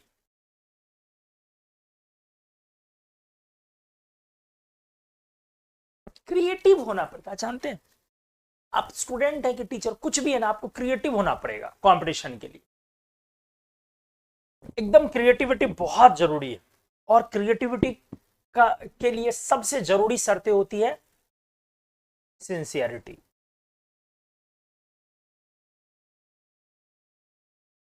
देखिए वही बातें है ना मन में, जैसे आपने बड़ा अच्छा सवाल पूछा कि सर ये जब HCl आयंस में ब्रेक हो जाएंगे तो डायपोल डायपोल कैसे? आपने पहली बात आराम से सुनिए, आपने कोई भी रिएक्शन सबसे पहले जान लो रिवर्सिबल होता है, कंप्लीट इरिवर्सिबल नहीं होता है। कभी भी कोई रिएक्शन कंप्लीट इरिवर्सिबल नहीं होता, अप्रोक्सीमेटली इरिवर्सिबल हो सकता है। और दूसरी बात है कि जब आपने HCl को वाटर में डाला तो डैपोल डैपोल आपको इसलिए भी बोलना पड़ेगा कि वाटर वाटर के पास क्या होगा, और ये सारी चीजें एक क्षण में थोड़ी ना, तुरंत थोड़ी ना खत्म हो जाएंगी, सब चलती रहेंगी। मतलब HCl प्लस वाटर, H, समझ रहे हो ना, H प्लस H2O का जुड़ना, Cl माइनस H2O के, मतलब सब चीज इक्विलिब्रियम पर रहेगा। और वाटर वाटर के बीच क्या होगा, सोचो, पानी तो बहुत सारा चारों तरफ, तो वाटर का तो आपस में डायपोल डायपोल रहेगा कि वो भी खत्म हो जाएगा। हमने मेजर नहीं पूछा, अगर पूछता कि इसमें मेजर इंटरेक्शन, जैसे ये क्वेश्चन था, अगर मैं बोलता कि इसमें मेजर इंटरेक्शन क्या होगा, इसमें मेजर इंटरेक्शन क्या होगा, तो मेजर इंटरेक्शन आयन डायपोल होगा। किसके कारण, H प्लस और Cl माइनस बन गया, तो मेजर इंटरेक्शन आयन डायपोल होगा। लेकिन सारे हैं, और वाटर के आपस में मॉलिक्यूल्स के बीच तो H बॉन्ड ही है ना, डायपोल डायपोल। उम्मीद है मैंने क्लियर कर दिया हो। तो क्रिएटिविटी हम बात कर रहे थे कि अगर आप कंपटीशन देना चाह रहे हैं, देने जा रहे हैं, तो क्रिएटिविटी आपका मतलब वो नेसेसिटी है आपके लिए। कॉम्पिटिटिव होने के लिए आपको दो चीजें बहुत जरूरी है। एक, फ्रस्ट्रेशन अलाउड नहीं है कॉम्पिटिटिव होने के लिए। अगर आपका फ्रस्ट्रेशन आ रहा है, डिप्रेशन आ रहा है, एग्जाम टाइम है, कम टाइम है, तो फ्रस्ट्रेशन ला रहे हैं, वो अलाउड नहीं है। समझ रहे हैं ना चीजों को। और दूसरा चीज है, क्रिएटिव होना बहुत जरूरी है।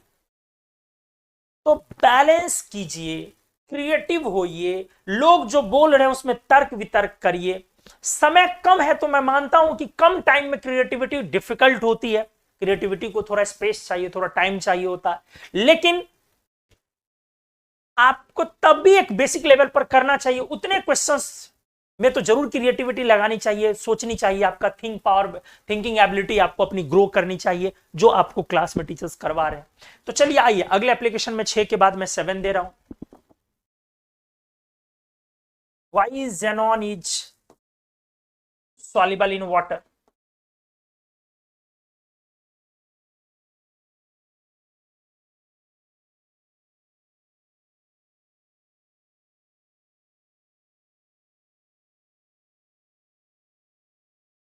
हमने ये दिया 7 में। 8,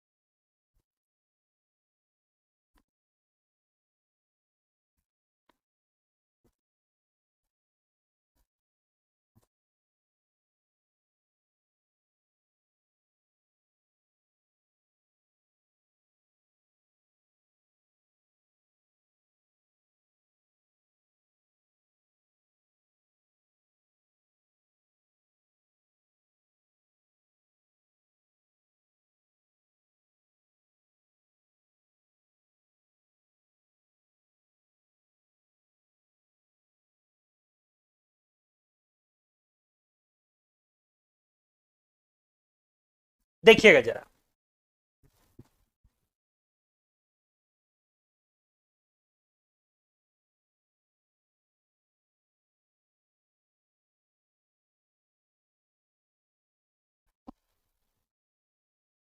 हमारे पास फिर से आप, हमने आपको 4 एप्लीकेशन यहां दिया है। आप दिमाग लगाएं, अच्छे से सोचे। अगर आप लाइव देख रहे हैं तो तब तो सामने जवाब देना, अगर आप रिकॉर्डिंग भी देख रहे हो बाद में, तो आपको पहले रुक करके, या हमारे एप्लीकेशन से आप देख रहे हैं, जहां जैसे भी देख रहे हैं, तो आपको रुक करके पहले क्या करना, इन चारों क्वेश्चंस को आराम से सॉल्व कर लेना है, सोच लेना है कि क्या आंसर आएगा, फिर आपको जवाब मेरे वीडियो में ढूंढना आगे, please.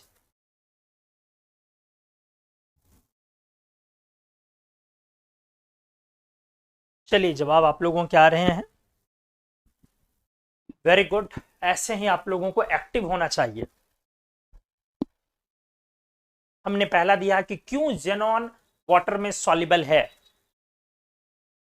Acetone water measure interaction क्या होगा, वाटर इथेनॉल पॉसिबल इंटरेक्शन क्या क्या हो सकता है, और हमने एसीटोन क्लोरोफॉर्म का इंटरेक्शन दिखाया है, ये क्या होगा।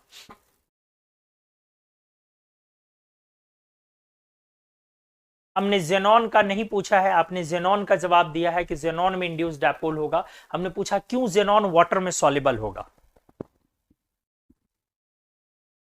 ये पी ब्लॉक के क्वेश्चन है आपके। पी ब्लॉक में आपका 12th वाला एरिया होता है, उस तरफ ये है।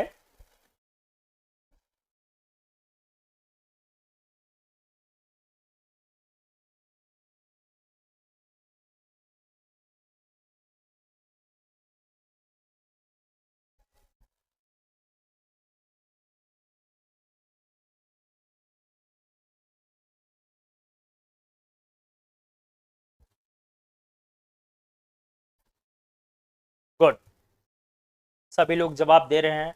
9 का डायपोल डायपोल एच बॉन्ड, 7 का कुछ लोग दे रहे हैं डायपोल आईडी, 8 दे रहे हैं डायपोल डायपोल, 9 दे रहे हो, फिर कोई हाइड्रोजन बॉन्ड, कोई 10 दे रहे हो हाइड्रोजन बॉन्ड, कोई 9 दे रहे हो हाइड्रोजन बॉन्ड, फिर 10 दे रहे हो कोई डायपोल इंड्यूस डायपोल, नहीं इंड्यूस डायपोल इंड्यूस डायपोल, फिर 8 दे रहे हो मनमीत डायपोल डायपोल, 9 10 दे रहे हो Pradeep dipole induce dipole, Mukesh दे रहे हो 10 हाइड्रोजन बॉन्डिंग। चलो सभी लोग कुछ कुछ जवाब दे रहे हो, अब मैं सॉल्व कर रहा हूं। सबसे पहला हमने लिया है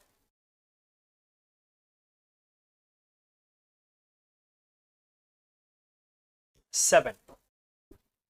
7 में एप्लीकेशन में हमने दिया है, ध्यान से अच्छे से देखो,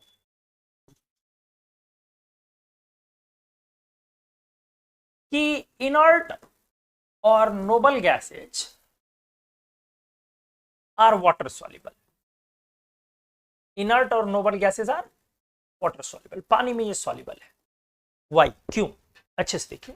तो एक्चुअली हमने पिछले लेक्चर में आपको एक्सप्लेन किया है, जेनॉन के आपस में कोई चार्ज इस पर तो है नहीं, जो जबरदस्ती का चार्ज क्रिएट होगा इंड्यूस डायपोल इंटरेक्शन है, आईडी आईडी इंटरेक्शन है इसमें, ठीक है।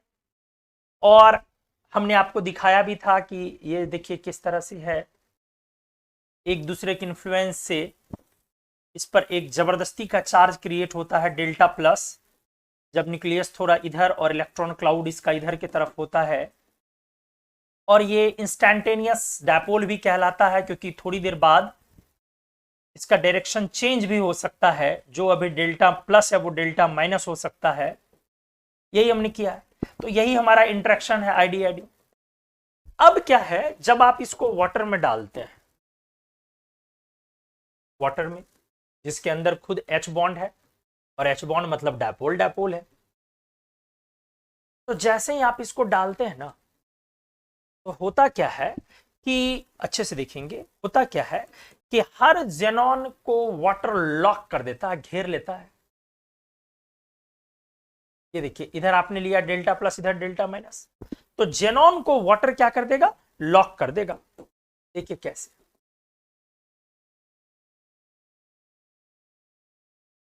ये देखिए डेल्टा प्लस इंड के साइड वाटर का नेगेटिव डायपोल आ जाएगा और उसको घेर के पूरा लॉक कर देगा इस तरह, मतलब जेनॉन को छुड़ा लेगा जेनॉन के बीच से, और वाटर उसको अपने आप में मिला लेगा। HOH delta plus, HOH delta plus, HOH delta plus. आप समझ रहे ना, मतलब यहां पर डायपोल आईडी इंटरेक्शन होगा। क्या होगा दोस्त, डायपोल आईडी इंटरेक्शन। और ये लीड्स फॉर्मेशन ऑफ, ध्यान से देखिएगा अच्छे से, formation of Xe.6H2O like hydrates. Dot यही इंटरेक्शन को दिखाता है, like this .6H2O like hydrates. कुछ समझ में आ रहा है, हाइड्रेट्स मतलब इस तरह का वो हाइड्रेट्स बना रहा, वाटर के साथ कॉम्बिनेशन तैयार कर रहा। अच्छे से समझिएगा, इस तरह का मतलब एक एक जेनॉन के एटम को 6-6 वाटर मॉलिक्यूल मिलके घेर रहा। तो इस तरह से सारे इनर्ट और नोबल गैसेज में, जैसे यहां Xg.6H2O बना, तो Rn.6H2O इस तरह से बनेगा XH2O, समझ रहे ना, Kr.YH2O, इस तरह से आपका फॉर्मेशन होते चले जाएगा और यह हाइड्रेट फॉर्मेशन होगा, हाइड्रेट फॉर्मेशन। और यहां पर कौन सा इंटरेक्शन है, जरा समझने की कोशिश कीजिए आप, यहां कौन सा इंटरेक्शन है, इन सब में डायपोल आईडी है। डॉट का मतलब है इंटरेक्शन, डायपोल आईडी है। इसी के कारण रिजल्ट्स डिसोल्यूशन, यही जो है रिजल्ट्स डिसोल्यूशन ऑफ जेनॉन या inert noble gases in water. इसी फोर्स के कारण जेनॉन या इनर्ट नोबल गैसेज वाटर में पूरे तरीके से घुल पाता है।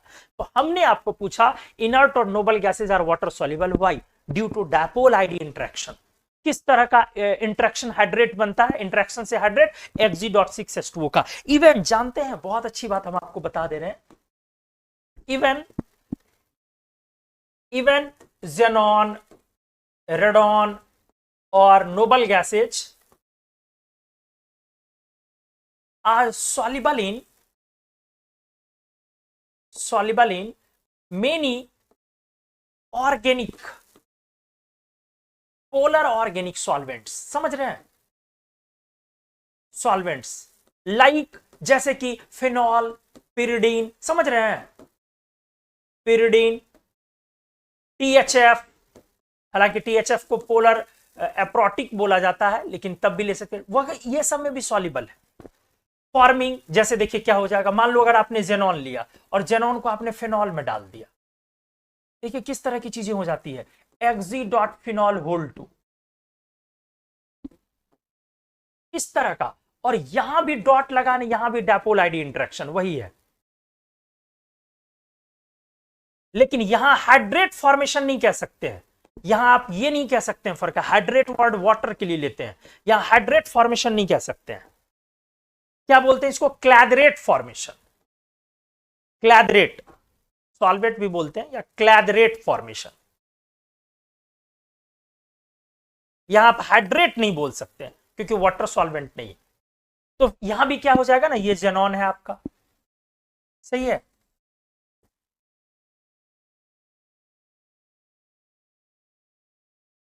ये देखिए, ये देखिए इस एंड पे अगर न्यूक्लियस है, इधर इलेक्ट्रॉन का क्लाउड आ गया है, तो ये आपका इधर क्या है, डेल्टा माइनस, और इस एंड पे डेल्टा प्लस।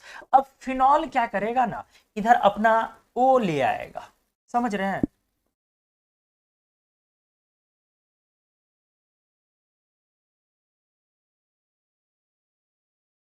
क्लियर है। ये देखिए इसको ये इधर से बांधेगा और यहां क्या ले आएगा, अपना H,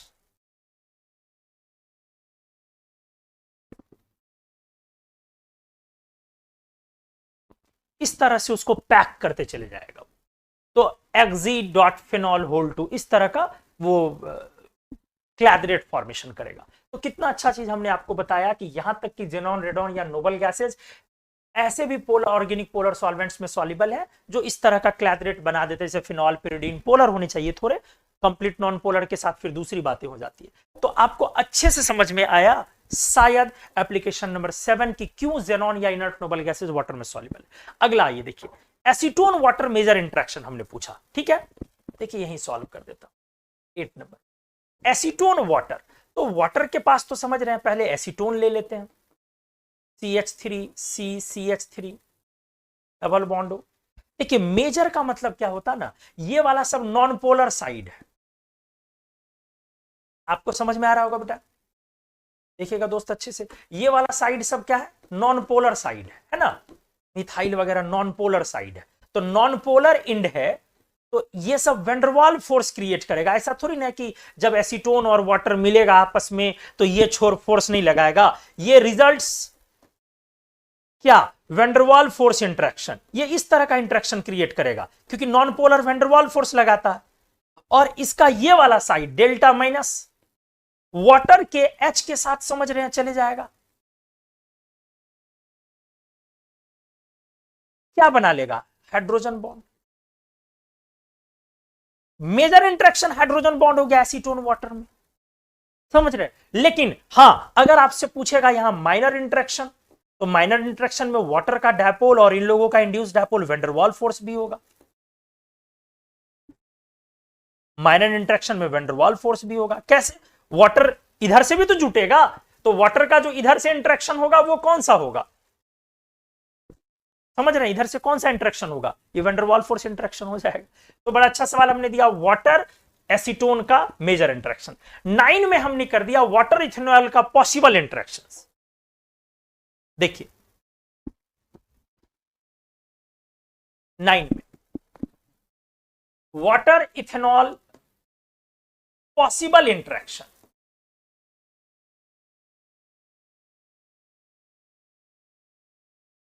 पॉसिबल इंटरेक्शन अच्छे से देखिए क्या होगा।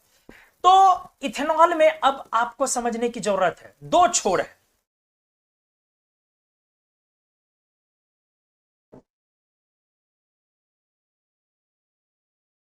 सही है? तो दो पार्ट है इसके पास। एक ये पार्ट है पोलर, जहां पर डायपोल है, और दूसरा ये पार्ट है नॉन पोलर, जहां इंड्यूस डायपोल है। अब हमने बोला कि इसको वाटर में अपन डालते हैं, तो वाटर को हम ग्रीन कलर से ले लेते हैं। वाटर का इधर वाले एरिया से जो कनेक्टिविटी बनेगी, ये H बॉन्ड बनेगा, सही है ना, OHO। और इधर वाले एरिया से जो कनेक्टिविटी बनेगी वाटर का, इस वाले एरिया से जो बनेगा वाटर का कनेक्टिविटी, वो वेंडरवॉल फोर्स बनेगा। आप समझिए क्यों? क्योंकि इसके पास है डायपोल और उधर है इंड्यूस डायपोल, समझ रहे ना? तो ये वाले छोर से नॉन पोलर साइड से इसमें वेंडरवॉल फोर्स, और तो इसका आंसर क्या हो जाएगा? दोनों हो जाएगा। क्या? H बॉन्ड भी एंड वेंडरवॉल फोर्स भी, क्योंकि पॉसिबल इंटरेक्शन हमने बोला। कितना बढ़िया एप्लीकेशन करवाया आपको, उम्मीद है समझ में आया होगा। हाँ, रॉल्स लॉ को फॉलो नहीं करेगा, यही वजह है। हाँ, डेविएशन जो आपको देखने को मिलता है क्लोरोफॉर्म और एसीटोन में, हाँ, उसका अब लॉजिक क्या है वो मैं दिखा देता हूं, वो भी चीजें मैं दिखाता हूं। ध्यान से देखिएगा, जाइए। जहां जहां ये एबनॉर्मल इंटरेक्शन होगा वहां पे प्रॉब्लम होते हैं, रॉल्स लॉ वगैरह में चीजें प्रॉब्लम आती है। 10 नंबर में देख लो। 10 में हाइड्रोजन बॉन्ड के कोई गुण नहीं दिखते हैं नंगी आंखों से।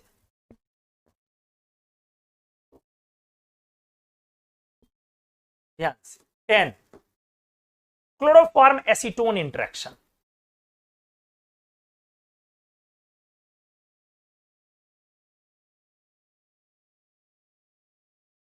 ध्यान से देखिए, क्लोरोफॉर्म की जो कहानी है वो नॉर्मली देखने से लगती है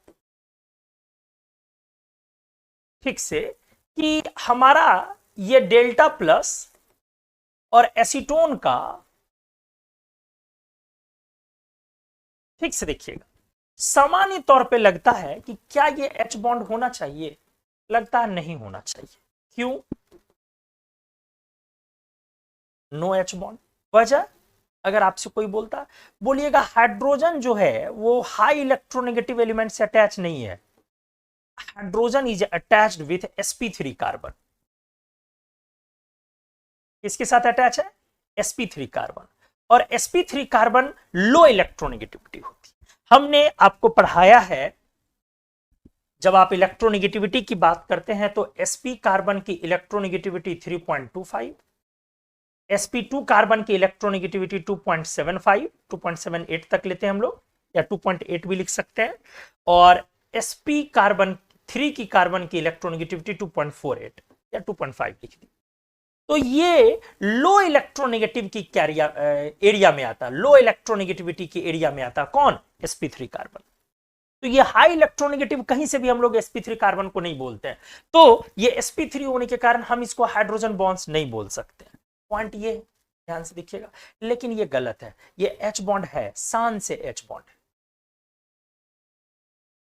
H बॉन्ड है। देखिए कैसे, एक्चुअली कहानी ये है, एक्चुअली कहानी ये है कि जब आप कार्बन से 3 हाई इलेक्ट्रोनेगेटिव क्लोरीन लगाते हैं, समझ रहे ना, 3 high electronegative chlorine groups are attached.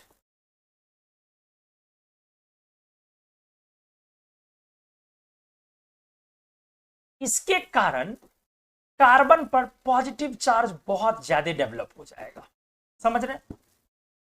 तो results high electronegativity of sp3 carbon. नहीं समझ में आया? इसके वजह से जो आपका sp3 कार्बन है ना, क्योंकि आप जानते हैं कि इलेक्ट्रोनेगेटिविटी डायरेक्टली प्रोपोर्शनल होता है पॉजिटिव चार्ज की। जितना ज्यादा उस पर पॉजिटिव चार्ज डेवलप करें, कॉन्ट्रैक्शन होता है, छोटा होते जाता है और इलेक्ट्रोनेगेटिविटी बढ़ती जाती है। तो इसीलिए वहां पर अचानक से आपके कार्बन की इलेक्ट्रोनेगेटिविटी बढ़ गई है और बढ़ने के कारण सफिशिएंट डेल्टा प्लस क्रिएट कर लेता है एसीटोन, सॉरी हाइड्रोजन। अब संयोग है कि ये इंटरेक्शन एनर्जी पार कर जाता है 10 किलो जूल पर मोल को। तो अपने को तो बस इसी से मतलब है ना, इसकी वैल्यू होती है 2.7 किलो कैलोरी पर मोल और H बॉन्ड 2 किलो कैलोरी पर मोल से अबव है। तो अपने को तो मतलब दो ही चीज से है हाइड्रोजन बॉन्ड होने बोलने में। पहला मतलब है हाइड्रोजन डायपोल के रूप में रहना चाहिए और दूसरा मतलब है वो बॉन्ड एनर्जी 2 किलो कैलोरी पर मोल के ऊपर जाना चाहिए। हमारी दोनों शर्तें फुलफिल हो रही है, हाइड्रोजन डायपोल के रूप में भी है और interaction energy 10 kilo joule per मोल को पार कर गया। ये संजोग है। क्यों हो गया ऐसा? क्योंकि 3 क्लोरीन एटम टर्मिनल पे लग के इतना ज्यादा पॉजिटिव चार्ज कार्बन पे क्रिएट कर दिया कि कार्बन की इलेक्ट्रोनेगेटिविटी बहुत बढ़ गई और हाइड्रोजन पर पॉजिटिव चार्ज अच्छा अमाउंट आ गया। ज्यादा अमाउंट आने के कारण Q1 Q2 का प्रोडक्ट लार्ज हो गया। समझ रहे ना? अब इसका लार्ज वैल्यू होने के कारण एनर्जी ऑफ इंटरेक्शन बढ़ गया। यही कारण है रॉल्स लॉ को फॉलो करने के लिए जब आप एग्जांपल्स उठाते हैं तो आप वहां डेविएशन जो पढ़ते हैं, पॉजिटिव डेविएशन जो पढ़ते हैं, वो एसीटोन और क्लोरोफॉर्म के मिक्सचर में डेविएशन आपको पढ़ने को मिलता है।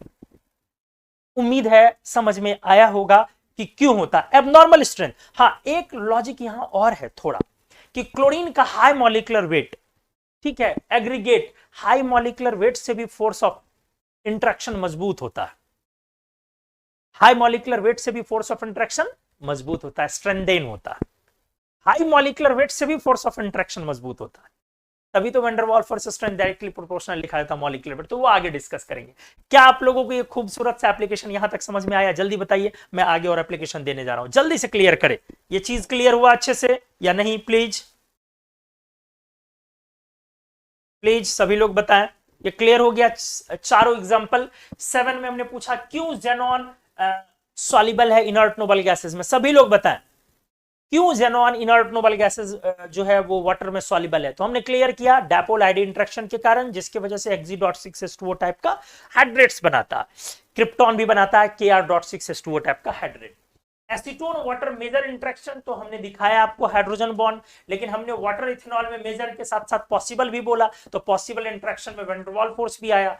10 नंबर में हमने दिखाया कि ये क्या है, इसको हाइड्रोजन बॉन्ड होना नहीं चाहिए था क्योंकि हाइड्रोजन अटैच्ड है लो इलेक्ट्रोनेगेटिव एलिमेंट से, लेकिन इत्तफाकन ये भी हाइड्रोजन बॉन्ड हो गया। क्यों हुआ? क्योंकि क्लोरीन 3 कार्बन पर अटैच होने के कारण कार्बन पर high magnitude of positive charge develop हुआ और इसके वजह से Q1 Q2 प्रोडक्ट चार्ज का मैग्नीट्यूड जो काफी ज्यादा हुआ, मतलब एक संयोग रहा कि ओवरकम कर गया 10 किलो जूल पर मोल को। तो सभी लोगों ने लिखा यस सर, वेरी गुड। आइए अगले एप्लीकेशन पे आपको ले चलते हैं आराम से, इत्मीनान से। एकदम बने रहे वीडियो पर, सीखें अच्छे से दोस्त। कोई डाउट आता तो ठीक उसी समय पूछें।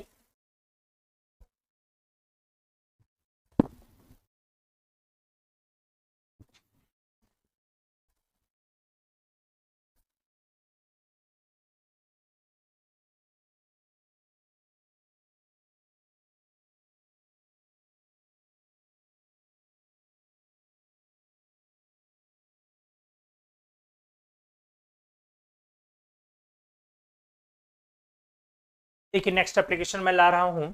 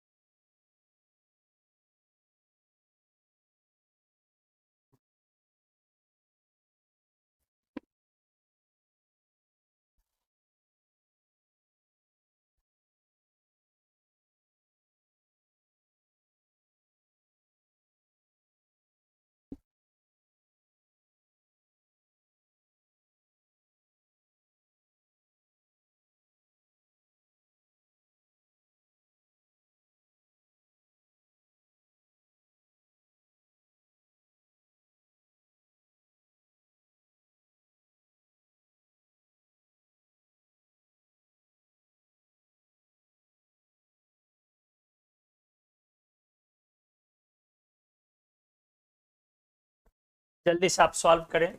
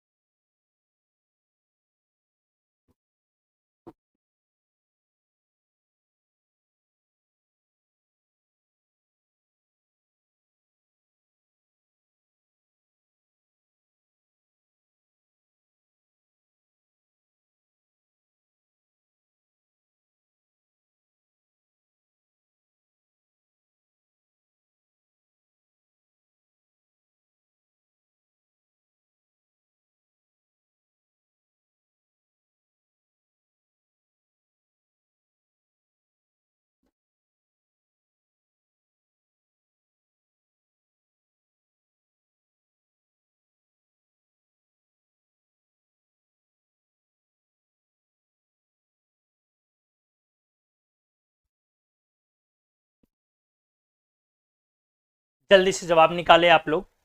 जवाब आ भी रहे हैं। 11 की एच बॉन्डिंग, 13 की भी H bonding, intramolecular H bonding. कुछ लोग दे रहे हैं 11 आईडी आईडी, 12 डैपोल डैपोल। चलिए सभी लोग जवाब निकालते चले जाए, बहुत मजा आएगा। मैं डिस्कस करने जा रहा हूं।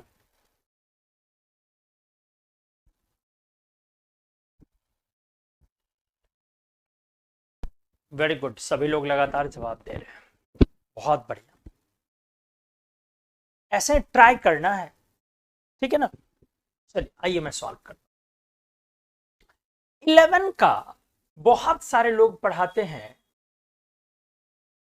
H bond. वजह वो ये एक्सप्लेन करते हैं कि हमारे sp कार्बन है मोर इलेक्ट्रोनेगेटिव, और इस पर हाइड्रोजन अटैच है sp कार्बन से, इसीलिए हमारा ये एच बॉन्ड। ध्यान से देखें, फिर से मैं रिपीट कर रहा हूं। ये यहां पर क्रिएट करते हैं कि ये हमारा जो कार्बन है, ठीक है, इस कार्बन से जब ये जुड़ेगा तो चूंकि sp कार्बन से अटैच है इसलिए इसको अल्टीमेटली एच बॉन्ड बोल। ये गलत है, इसलिए एच बॉन्ड नहीं हो सकता है क्योंकि C2H2 इज नॉन पोलर, और जब नॉन पोलर है तो वहां पर आईडी डिफाइन हो, इसीलिए आईडी आईडी इंटरेक्शन बोलना होगा। क्लियर है? तो ये नॉन पोलर है, वो आईडी डिफाइन होगा, आईडी आईडी इंटरेक्शन। लोग इसको एच बॉन्ड इसलिए बोल देते हैं क्योंकि वहां पर करते क्या है ना, हम आपको क्लियर बोलते हैं। ये देखिए, ये ऐसे करते हैं,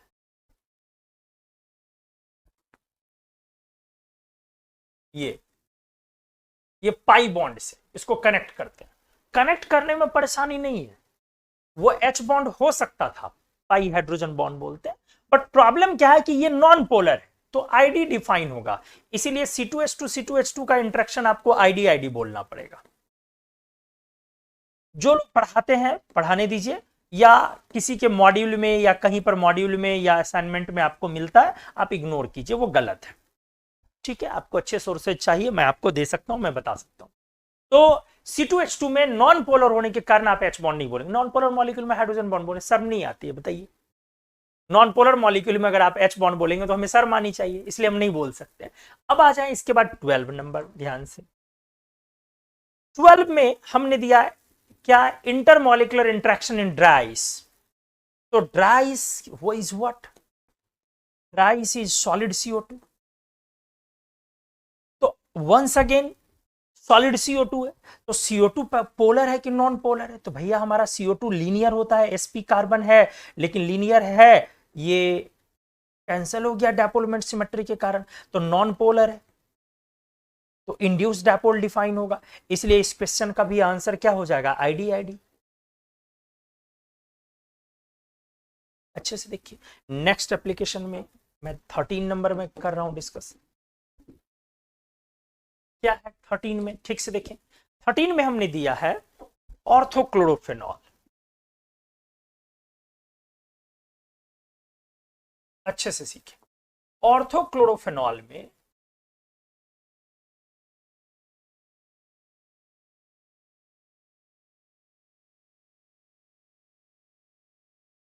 ये दिया डेल्टा प्लस डेल्टा माइनस, और ये इंटरेक्शन पूछा। हमने पहले पढ़ाया कि क्लोरीन सामान्य तौर पर हाइड्रोजन बॉन्ड नहीं बनाता है, लेकिन बट ये आप बोलेंगे कि सर हाइड्रोजन बॉन्ड नहीं है, H बॉन्ड नहीं है, क्योंकि H chlorine is present as, chlorine ही यहां पर कौन है, X है कि Y है? H बॉन्ड में देखो X ये हो गया और क्लोरीन Y हो गया, तो Y लार्ज साइज हो गया, तो क्लोरीन यहां Y है, Y लार्ज साइज अलाउड नहीं था, X लार्ज साइज हो सकता था। हमने क्या किया था, XHY, ये स्मॉल साइज होना था Y, X लार्ज साइज हो सकता था। X कौन होता है, जो हाइड्रोजन जिससे कोवेलेंट से अटैच होता, तो इसको हाइड्रोजन बॉन्ड नहीं बोल सकते, बट ये हाइड्रोजन बॉन्ड है, ये गलत है, क्योंकि ये हाइड्रोजन बॉन्ड है। क्यों H बॉन्ड है, क्योंकि इसकी इंटरेक्शन एनर्जी 10 किलोजूल पर मोल को पार कर रहा है। तो हमने आपको बोला कि अगर वो 10 किलोजूल पर मोल को पार करेगा तो आपको बोलना पड़ेगा। अब सवाल है क्यों पार कर रहा है, वाई? सर क्लोरीन तो नहीं बनाता था। पॉइंट क्या है, ये जो हो रहा है ये दो वजहों से हो रहा है, ये जो हो रहा है ये दो वजहों से हो रहा है।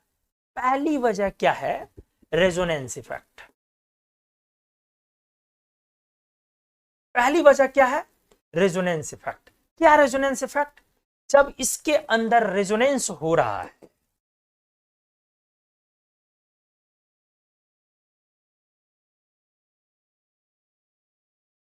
तो ऑक्सीजन पर जो पेयर मौजूद है ना, ये कंजुगेशन में है। तो जब ये कंजुगेशन में है तो आप समझ सकते हैं कि अब रेजोनेंस होगा। सही है ना? देखिए मैं फिर से दिखा रहा हूं, ऐसे मैं बना ये चीज है, ये लीजिए, जैसे ये कंजुगेशन में होने के कारण ये पाई हटेगा वहां से, तो इससे क्या होगा, इस पर ओ की इलेक्ट्रोनेगेटिविटी बढ़ जाएगी, क्योंकि ओ पर पॉजिटिव चार्ज आ जाएगा, और जैसे ही ऑक्सीजन एटम पर पॉजिटिव चार्ज डेवलप हुआ तो उसकी इलेक्ट्रोनेगेटिविटी बढ़ जाएगी। इलेक्ट्रोनेगेटिविटी बढ़ेगी तो वो हाइड्रोजन पर ज्यादा पॉजिटिव चार्ज लाएगा, हाइड्रोजन पर ज्यादा पॉजिटिव चार्ज लाएगा तो इस इंटरेक्शन के लिए जो Q1 Q2 का प्रोडक्ट होगा ये बढ़ जाएगा, तो ये बढ़ने से एनर्जी ऑफ इंटरेक्शन बढ़ जाएगा और संयोग से पार कर गया 10 किलोजूल पर मोल को। आपको समझ में आ गई होंगी चीजें, मैंने क्या बोला? तो एक तो रेजोनेंस इफेक्ट इसको सपोर्ट कर रहा है, रेजोनेंस इफेक्ट एकदम साफ साफ सपोर्ट कर रहा है, क्योंकि हाइड्रोजन पर ये रेजोनेंस के कारण ऑक्सीजन की इलेक्ट्रोनेगेटिविटी बढ़ गई पॉजिटिव चार्ज डेवलप होने से। जैसे ही ऑक्सीजन की इलेक्ट्रोनेगेटिविटी बढ़ी कि वो हाइड्रोजन पर पॉजिटिव चार्ज ज्यादा लाया, Q1 Q2 का प्रोडक्ट बढ़ा तो एनर्जी ऑफ इंटरेक्शन। दूसरा जो इसमें इंपॉर्टेंट पॉइंट है, वजह है, वो है चिलेटिंग इफेक्ट। जब भी कभी चिलेटिंग इफेक्ट होता है, मतलब रिंग फॉर्मेशन होता है, तो डेल्टा जी हमेशा अपने आप लो होना स्टार्ट होता है। इसको एक्सप्लेन हमने कोऑर्डिनेशन में भी किया है। तो डेल्टा जी अपने आप लो होना स्टार्ट होता है और ऐसा interaction becomes favourable. Delta G low होना ही तो सारी बातें हैं और ऐसा इंटरेक्शन बिकम्स फेवरेबल। तो आपको बातें समझ में आई मैंने क्या बोला? क्लोरीन इस तरह से आगे से हाइड्रोजन बॉन्ड बना सकता है, लेकिन कहां पे? जहां चिलेशन वाला होगा। ऐसे हाइड्रोजन बॉन्ड को हम इंट्रामोलिकुलर हाइड्रोजन बॉन्ड बोलते हैं। शायद आपको पता भी होगा क्या बोलते हैं इसको? Intramolecular hydrogen. जब रिंग बने, हो सकता है कभी रेजोनेंस फेवर कर दे, कभी चिलेशन फेवर कर दे, कभी दोनों फेवर कर दे। तो आप बोलेंगे इस तरह से, so usually chlorine does not form intermolecular hydrogen bond. सामान्य तौर पे क्लोरीन इंटरमॉलिकुलर हाइड्रोजन बॉन्ड नहीं बनाते हैं, but it easily forms intramolecular hydrogen bond. ये काफी आराम से इंट्रामॉलिकुलर हाइड्रोजन बॉन्ड बनाता है।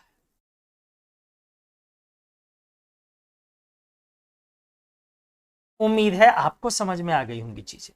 ये बहुत आराम से इंट्रामॉलिकुलर हाइड्रोजन बॉन्ड बना सकता है। इंटरमॉलिकुलर हाइड्रोजन बॉन्ड बनाने में इसको परेशानी होगी, इंट्रा बनाएगा। हमने वहां पे आपको एक ये दिखाया। उससे पहले मैं एक दूसरा एप्लीकेशन करके दिखाता हूं।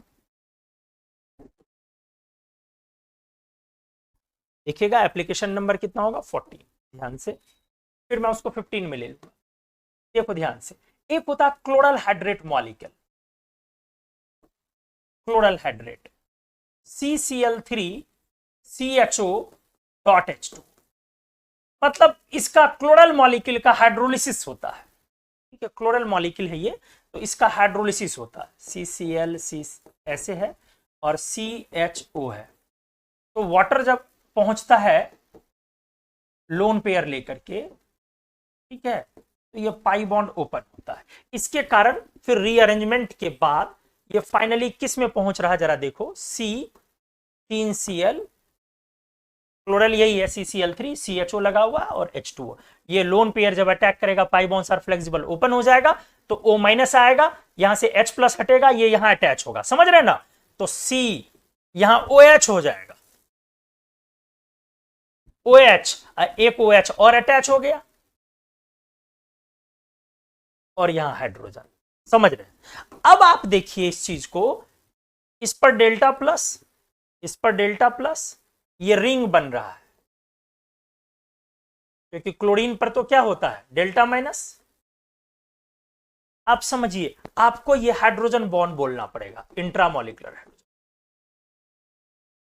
आपको इसको बोलना पड़ेगा इंट्रामोलिकुलर हाइड्रोजन। ये भी हो गया हमारा इंट्रामोलिकुलर हाइड्रोजन। एच बॉन्ड होगा ये। चिलेशन, कभी चिलेशन उसको फेवर करेगा तो कभी उसको फेवर क्या कर देगा? Resonance effect. ऐसा बहुत सारे ऑर्थोनाइट्रोफिनॉल, ऑर्थोनाइट्रोफिनॉल आप आराम से देख सकते हैं।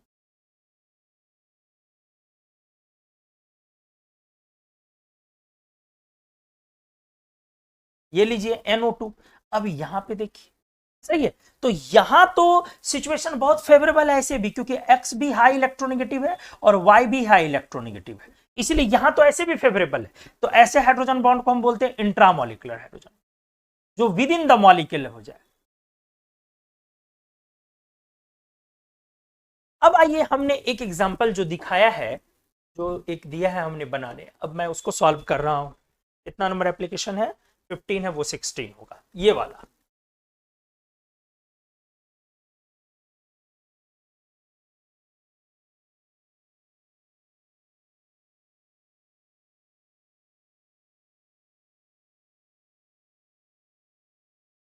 ये देखिए, ये क्या किया हुआ है? डेल्टा प्लस, ये पाई इलेक्ट्रॉन क्लाउड है, पाई इलेक्ट्रॉन क्लाउड है। तो इलेक्ट्रॉन क्लाउड और पाई लूज है, लूजली हेल्ड होता है ये। इसीलिए ये H बॉन्ड है। क्या है ये?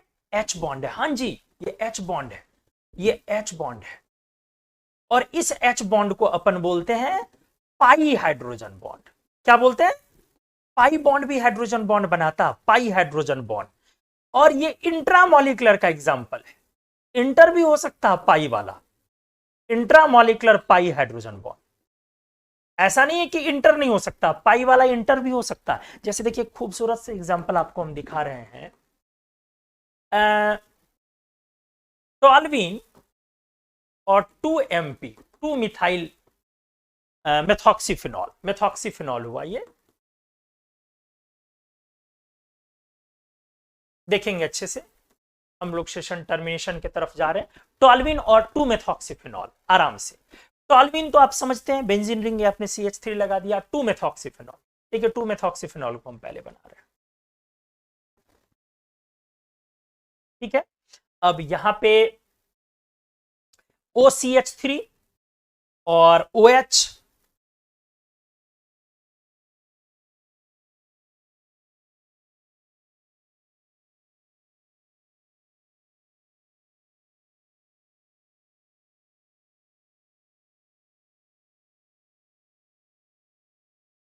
देखिएगा अच्छे से।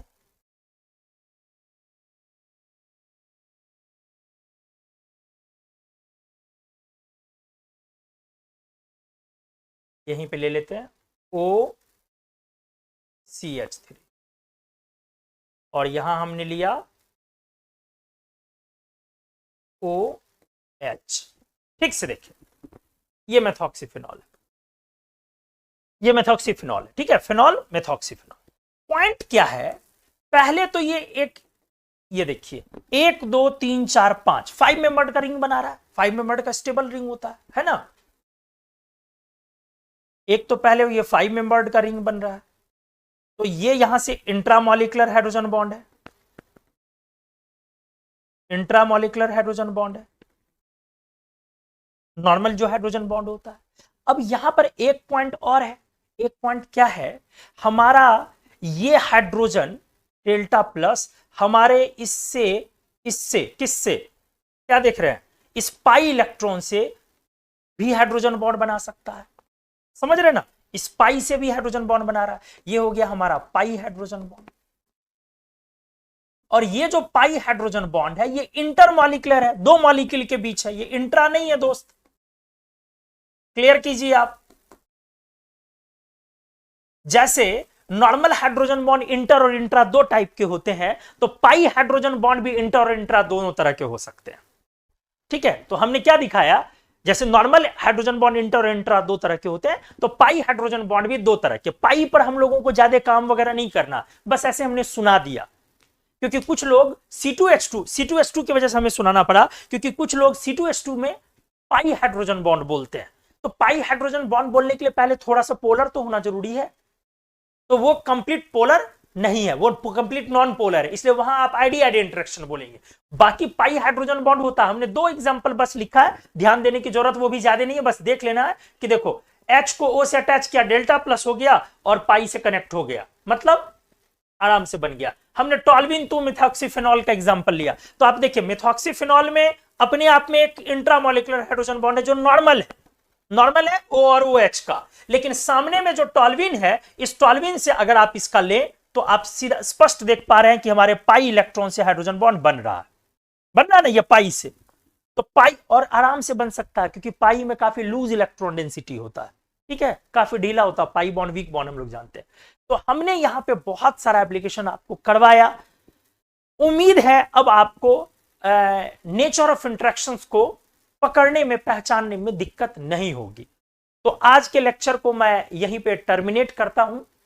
कैसा रहा आपका लर्निंग, एक बार जाते जाते आप बता दें, आपको कैसा लगा, आप अच्छे से सीख पाए या नहीं, कुछ डाउट रहा, कुछ अच्छी चीजें सीखे या नहीं, कॉम्पिटिटिव आपने फील किया या नहीं, और कुछ ऐसा तो नहीं लगा कि आपके समय को मैंने बर्बाद किया। और फिर मैं आज के क्लास को टर्मिनेट करता हूं, और अगले लेक्चर में हम लोग H बॉन्ड को P ब्लॉक से डायरेक्टली कनेक्ट करके चीजों को सीखेंगे, H बॉन्ड के स्ट्रेंथ पर, और P ब्लॉक से सारी चीजों को कनेक्ट करके यहां सीखा जाएगा। तो एक बार बताइए प्यार से, कैसा लर्निंग एक्सपीरियंस रहा आज का? फिर हम लोग आगे बढ़े। प्लीज कोई डाउट है तो मैं वो भी ले लूं, कुछ भी अगर थोड़े मोड़े डाउट है तो मैं तुरंत सॉल्व कर दूं उसको। साथ में हमेशा आप जब भी पढ़ाई करें मेरे तो मजा आएगा, मतलब प्रैक्टिस होगी आपकी अच्छी यार। यस सर, क्लियर, बहुत बढ़िया सर, बढ़िया रहा सर, गुड, बहुत अच्छा रहा सर, वेरी गुड, ऊपर से ऊपर, अच्छा रहा sir, good, thank you so much everyone. तो आप जब डाउट पूछते हैं तो हमें भी अच्छा लगता है बताने में, और इस बहाने मतलब आपकी लर्निंग एक्सपीरियंस भी अच्छी होती चली जाएगी। तो क्लासेस एकदम रेगुलर करें, कोशिश करें लाइव ज्यादा और रिकॉर्डिंग कम देखें, ठीक है, अगर लाइव की अवेलेबिलिटी हो तो। अगर लाइव की अवेलेबिलिटी नहीं होती है तो रिकॉर्डिंग ही सब कुछ हो। लाइव में इंटरेक्शन स्ट्रांग होता है। हम लोग मिलते हैं अगले दिन पी ब्लॉक में हाइड्रोजन बॉन्ड्स के एप्लीकेशन के साथ। आज बस हाइड्रोजन बॉन्ड्स को हम लोगों ने डिस्कस किया।